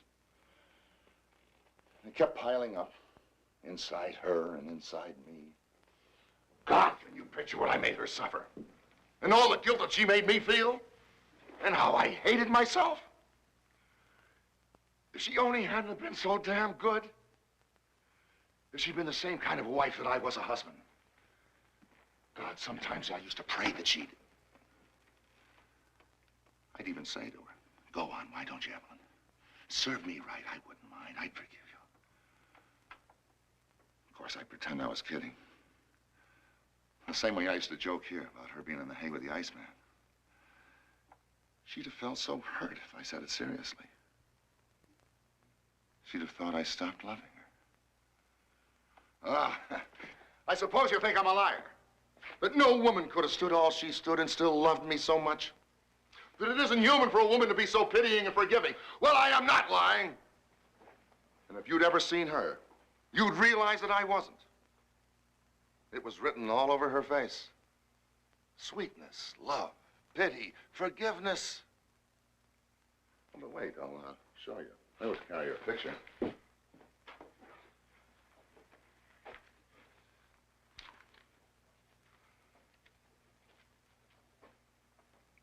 No, I'm forgetting.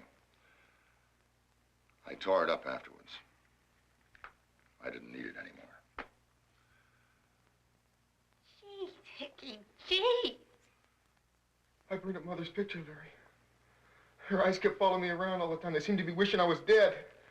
It kept piling up, like I said. I got so I thought about it all the time.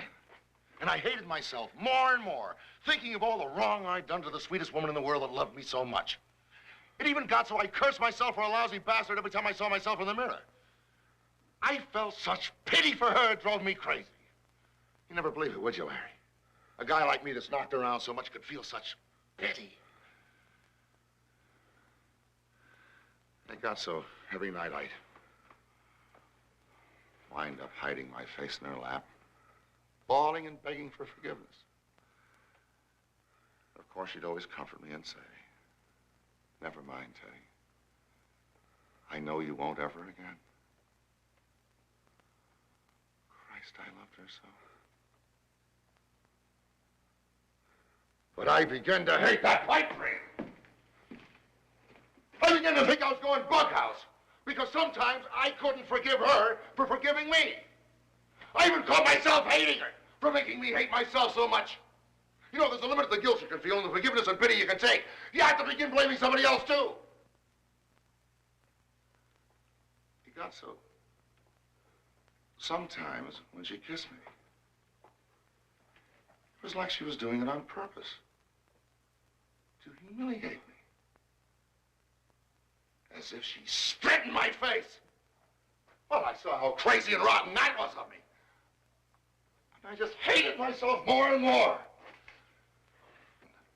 You'd never believe that I could hate so much. Well, Larry, a good-natured, happy-go-lucky slob like me. As the time got nearer when I was due to come here for my drunk around Harry's birthday, I got nearly crazy. I kept swearing to her every night that this time I really wouldn't, until I made it a real final test to myself and to her. And she kept encouraging me and saying, "I can see you really mean it now, Teddy. I know you'll conquer it this time, and we'll be so happy." And when she'd say that and kiss me, I'd believe it too. And then she'd go to bed. And I'd stay up because I couldn't sleep. And I didn't want to disturb her rolling and twisting around. I get so damn lonely. I get to thinking how peaceful it was here. Sitting around with the old gang, getting drunk and forgetting about love. Laughing and singing and joking and swapping lies. And finally, I knew I had to come. And I knew if I came this time, it would be the finish. Because I'd never have the guts to go back and be forgiven again. And that would break Evelyn's heart. Because to her, that would mean I didn't love her anymore. That last night, I'd driven myself crazy trying to figure a way out for her. I went into the bedroom. I was going to tell her it was the end. But I couldn't do that to her. She was sound asleep. And I thought, God, if only she'd never wake up, she'd never know. And then it came to me. The one possible way out for her sake. I remembered I'd given her a gun for protection while I was away. It was in the bureau drawer. She'd never feel any pain. She'd never wake up from her dream.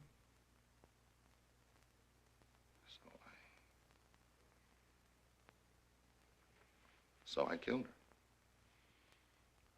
I may as well confess, Larry. There's no use lying anymore. You know anyway. I didn't give a damn about the money. It was because I hated her. And then I saw that I'd always known that was the only possible way to give her peace and free her from the misery of loving me.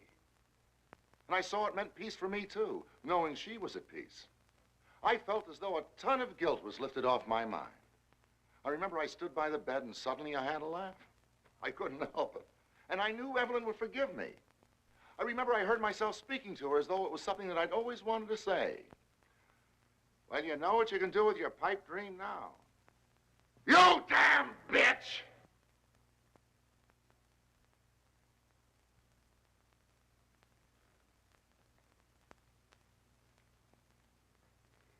No, I can't.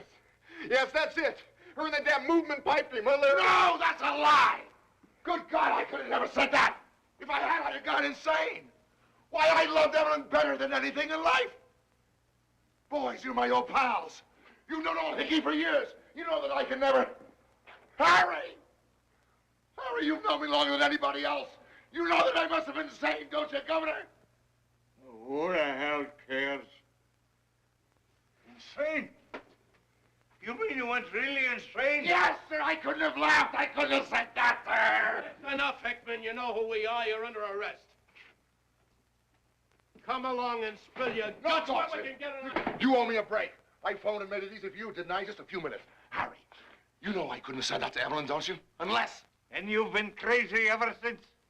Everything you said and done here. Oh, Governor, up to your old tricks, eh? I see what you're driving at, but I can't...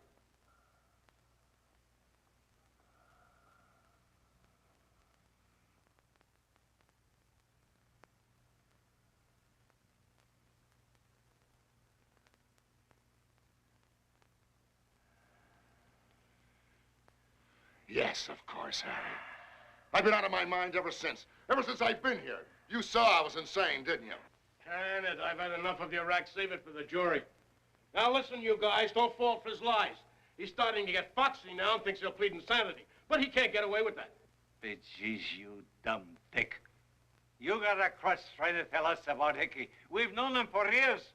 And every one of us noticed he was nutty the minute he showed up here. If you'd seen the damn fool things he made us do. We only did them because we hoped he'd come out of it if we kidded him along and humored him. Ain't that right, fellas? A fine bunch of rats. Covering up for a dirty, cold-blooded murder. Is that so? But geez, you know the old story. When St. Patrick drove the snakes out of Ireland, they swam to New York and joined the police force. You stand up for your rights, but geez, Hickey, I've still got friends at the hall. I'll have this guy back in uniform pounding the beat. For the only graft he'll get will be stealing tin cans from the goats. Listen, you cockeyed old bum, for a plug nickel, Come on, you. Oh, I want to go, officer. I can hardly wait now. I should have phoned you from the house right afterwards. It was a waste of time coming here. I've got to explain to Evelyn, but I know she's forgiven me. She knows I was insane. You've got me all wrong, officer. I want to go to the chair. Crap! God, you're a dumb dick. Do you suppose I give a damn about life now? Why, you bonehead. I haven't got a single damn lying hope or pipe dream left.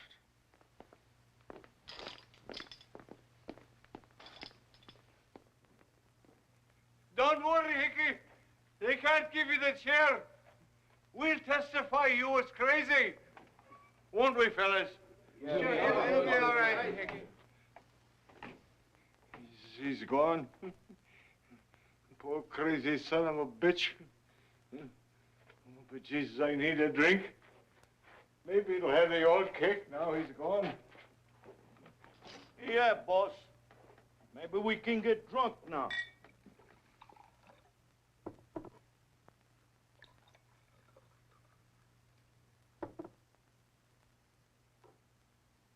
May the chair bring him peace at last. Poor, tortured bastard.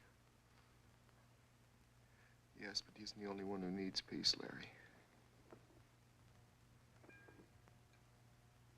I can't feel sorry for him. He's lucky. He's through now. It's all decided for him.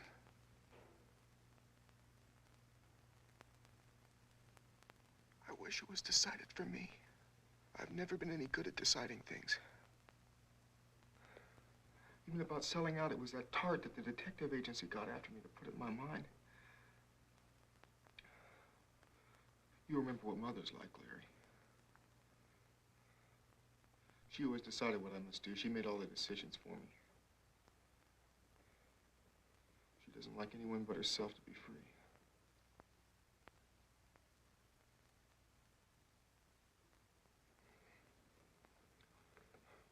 I suppose you think I had to make those ticks take me away with Hickey. How could I prove it, Larry? You'd think I was nutty because she's still alive.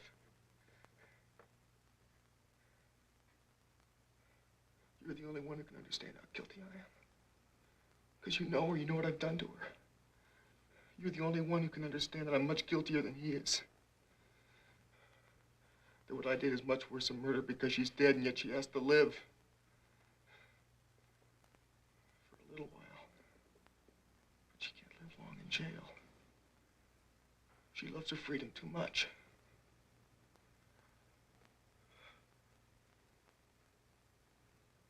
I can't kid myself like Hickey. That she's at peace.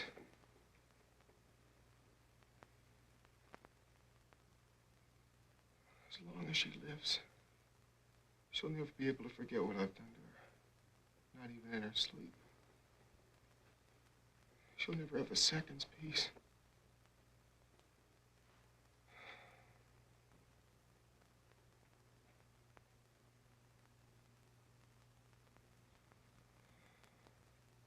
Jesus, Larry, say something.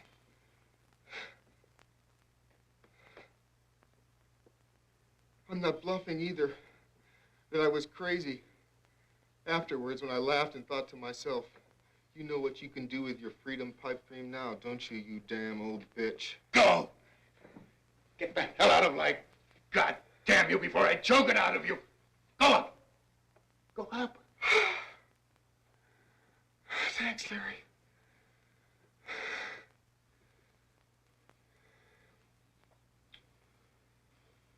I can see now that's the only possible way I can ever get free from her. I guess I've known that all my life.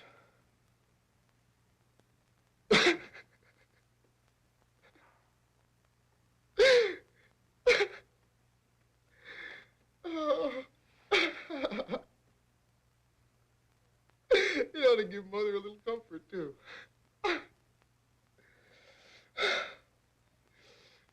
She'll finally be able to play the incorruptible mother of the revolution, whose only child's a proletariat.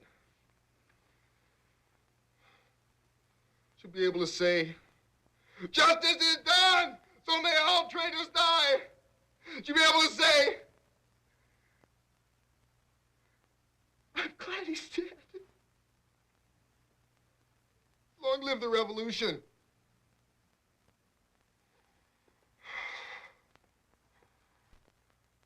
You know her, Larry. She's always a ham. Go, for the love of Christ, you mad, tortured bastard, for your own sake.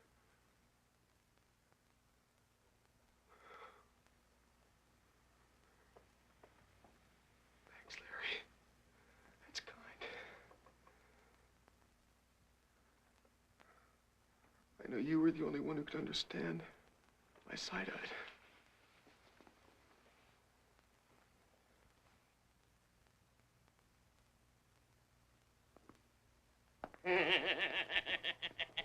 Hello, little Don. Little monkey face. Don't be a fool. Buy me a drink.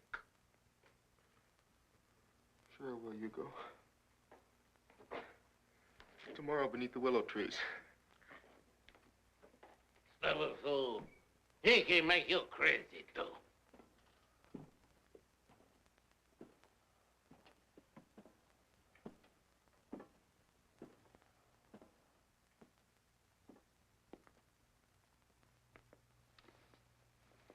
I'm glad, lady. They take that crazy Hickey away to asylum. He makes me have bad dreams. He makes me tell lies about myself. He makes me want to spit on all I've ever dreamed. Yes, I'm glad they take him to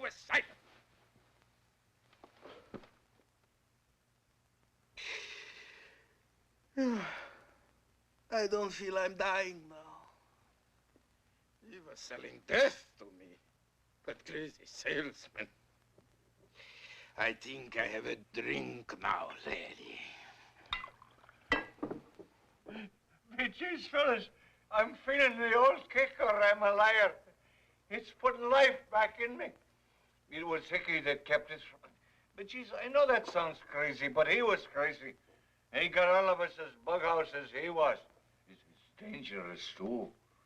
Look at me pretend to start for a walk just to keep him quiet. I know damn well it wasn't the right day for it. The sun was broiling, and the streets full of automobiles. I could feel myself getting sunstroke. An automobile damn near ran over me, didn't it, Rocky? He was watching us, Rocky, didn't it? The automobile, boss? Sure, I seen it. Just missed you. I thought you was a goner. On the word of an honest bartender. You're a bartender, all right. No one can say different. But the G's don't pull that honest junk. You and Chuck ought to have cards in the burglars union.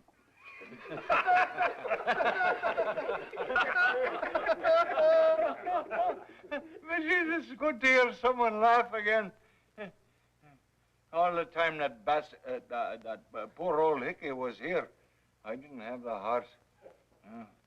Geez, I'm getting drunk and glad of it. Come on, fellas. It's on the house.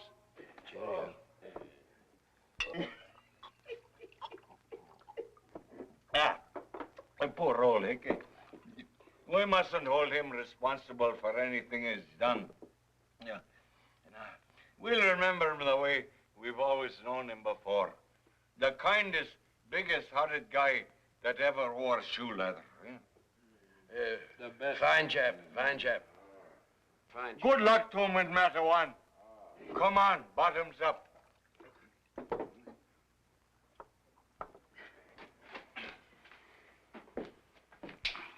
Christ. Why don't he? Why don't he what?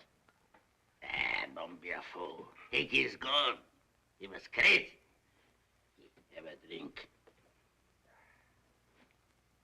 What's the matter with you, lady? You look funny. Will you isn't fall out in backyard?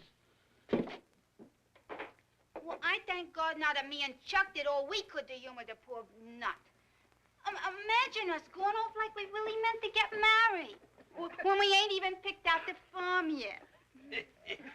I think, baby, if we kidded him, we were serious. I may as well say new. I detected his condition almost at once. Yeah. Oh, that talk of his about tomorrow, for example. He had a fixed idea of the insane. It only makes them worse to cross them. Same with me, Jimmy. Only I spent the day in the park. I wasn't such a damn fool. Picture my predicament if I had gone to the consulate. The pal of mine there's a bit of a humorous blighter. He'd have gotten me a job out of pure spite. So I strolled about and finally came to roost in the park. And lo and behold, who should be on the neighboring bench but my battlefield companion, the boar that walks like a man. Who, if the British government had taken my advice, would have been removed from his fetid kraal in the veldt, straight to the baboon's cage in the London Zoo. And little children would now be asking their nurses, "Tell me, Nana, is that the Boer general, the one with the blue behind?"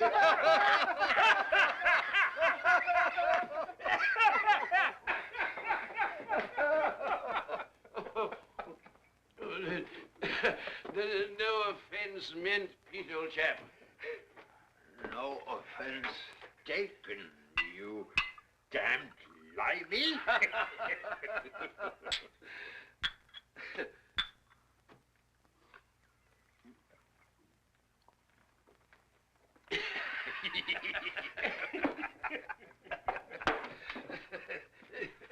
About the job, I felt the same as you, Cecil.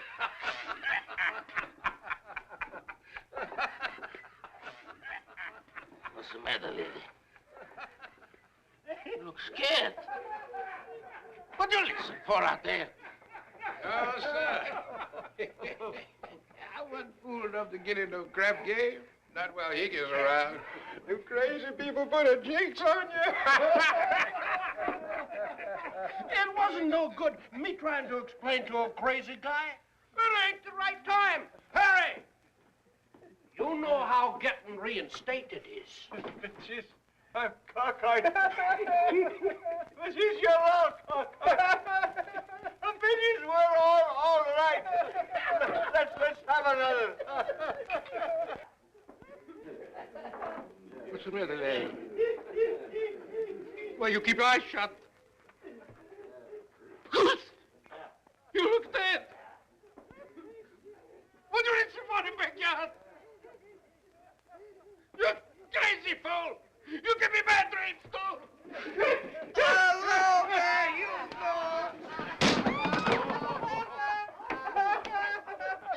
Welcome to the party. Yes, Midges, you go sit down, have a drink. Have 10 drinks, Midges. Hello, little Hill. Hello, nice, funny little monkey face. Fuck them stupid bushes! Soon comes the day of judgment! Give me 10 drinks, Harry. Don't be a fool! Stay away for two-gun hole. Yeah, we want a drink quick. Yeah, shake the lead out of your pants, pimp. You want a little service, huh? Look who's here. Hello there, sweetheart. Jeez, I was beginning to worry about you, honest. Yeah? What kind of gag is this? Come on and join the party, you brothers. Midges, I'm glad to see you. Hey, well, come on, what's come off here? Where's that louse Hickey? Oh, the cops got him. He's gone crazy and croaked his wife. Oh, so forget about that hooer stuff. I'll knock the block off anyone called you hooers. Your tots, and what the hell of it? You're as good as anyone. So forget it, see? That's our little bartender, ain't he, Bob? And the cute little idiot. And is he stinker? That's right, but he ain't got nothing on us. She's lucky did we have a big time in town. Midges, sit down, you dumb horse. Welcome home. Have a drink. Have 10 drinks, Midges. Midges, this is all right. We'll make this my birthday party and forget the other. Well, who's missing? Where's the old wife? Where's Larry? Oh, over by the window, boss. He's got his eyes shut. The old bastard's asleep. How the hell with him? Let's have a drink. Yours in the name of the 12 apostles. That's the only way out for him. Peace of all concerned, as Hickey said. God damn his yellow soul. If he doesn't soon, I'll go up and throw him off. Got a dog with his guts ripped out that you'd put out of his misery. Just a wee duck indoors. And may your shadow never grow less.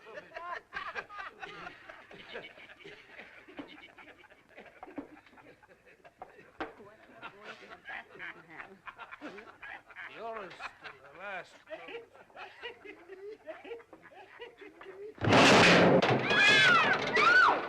What the hell was that? What the hell was that? Something fell off the fire escape. A mattress, I'll bet. Some of these bums have been sleeping on the fire escape. They got to cut it out. But Jesus, this ain't no fresh air cure. Mattresses cost money. Poor devil. God rest his soul in peace.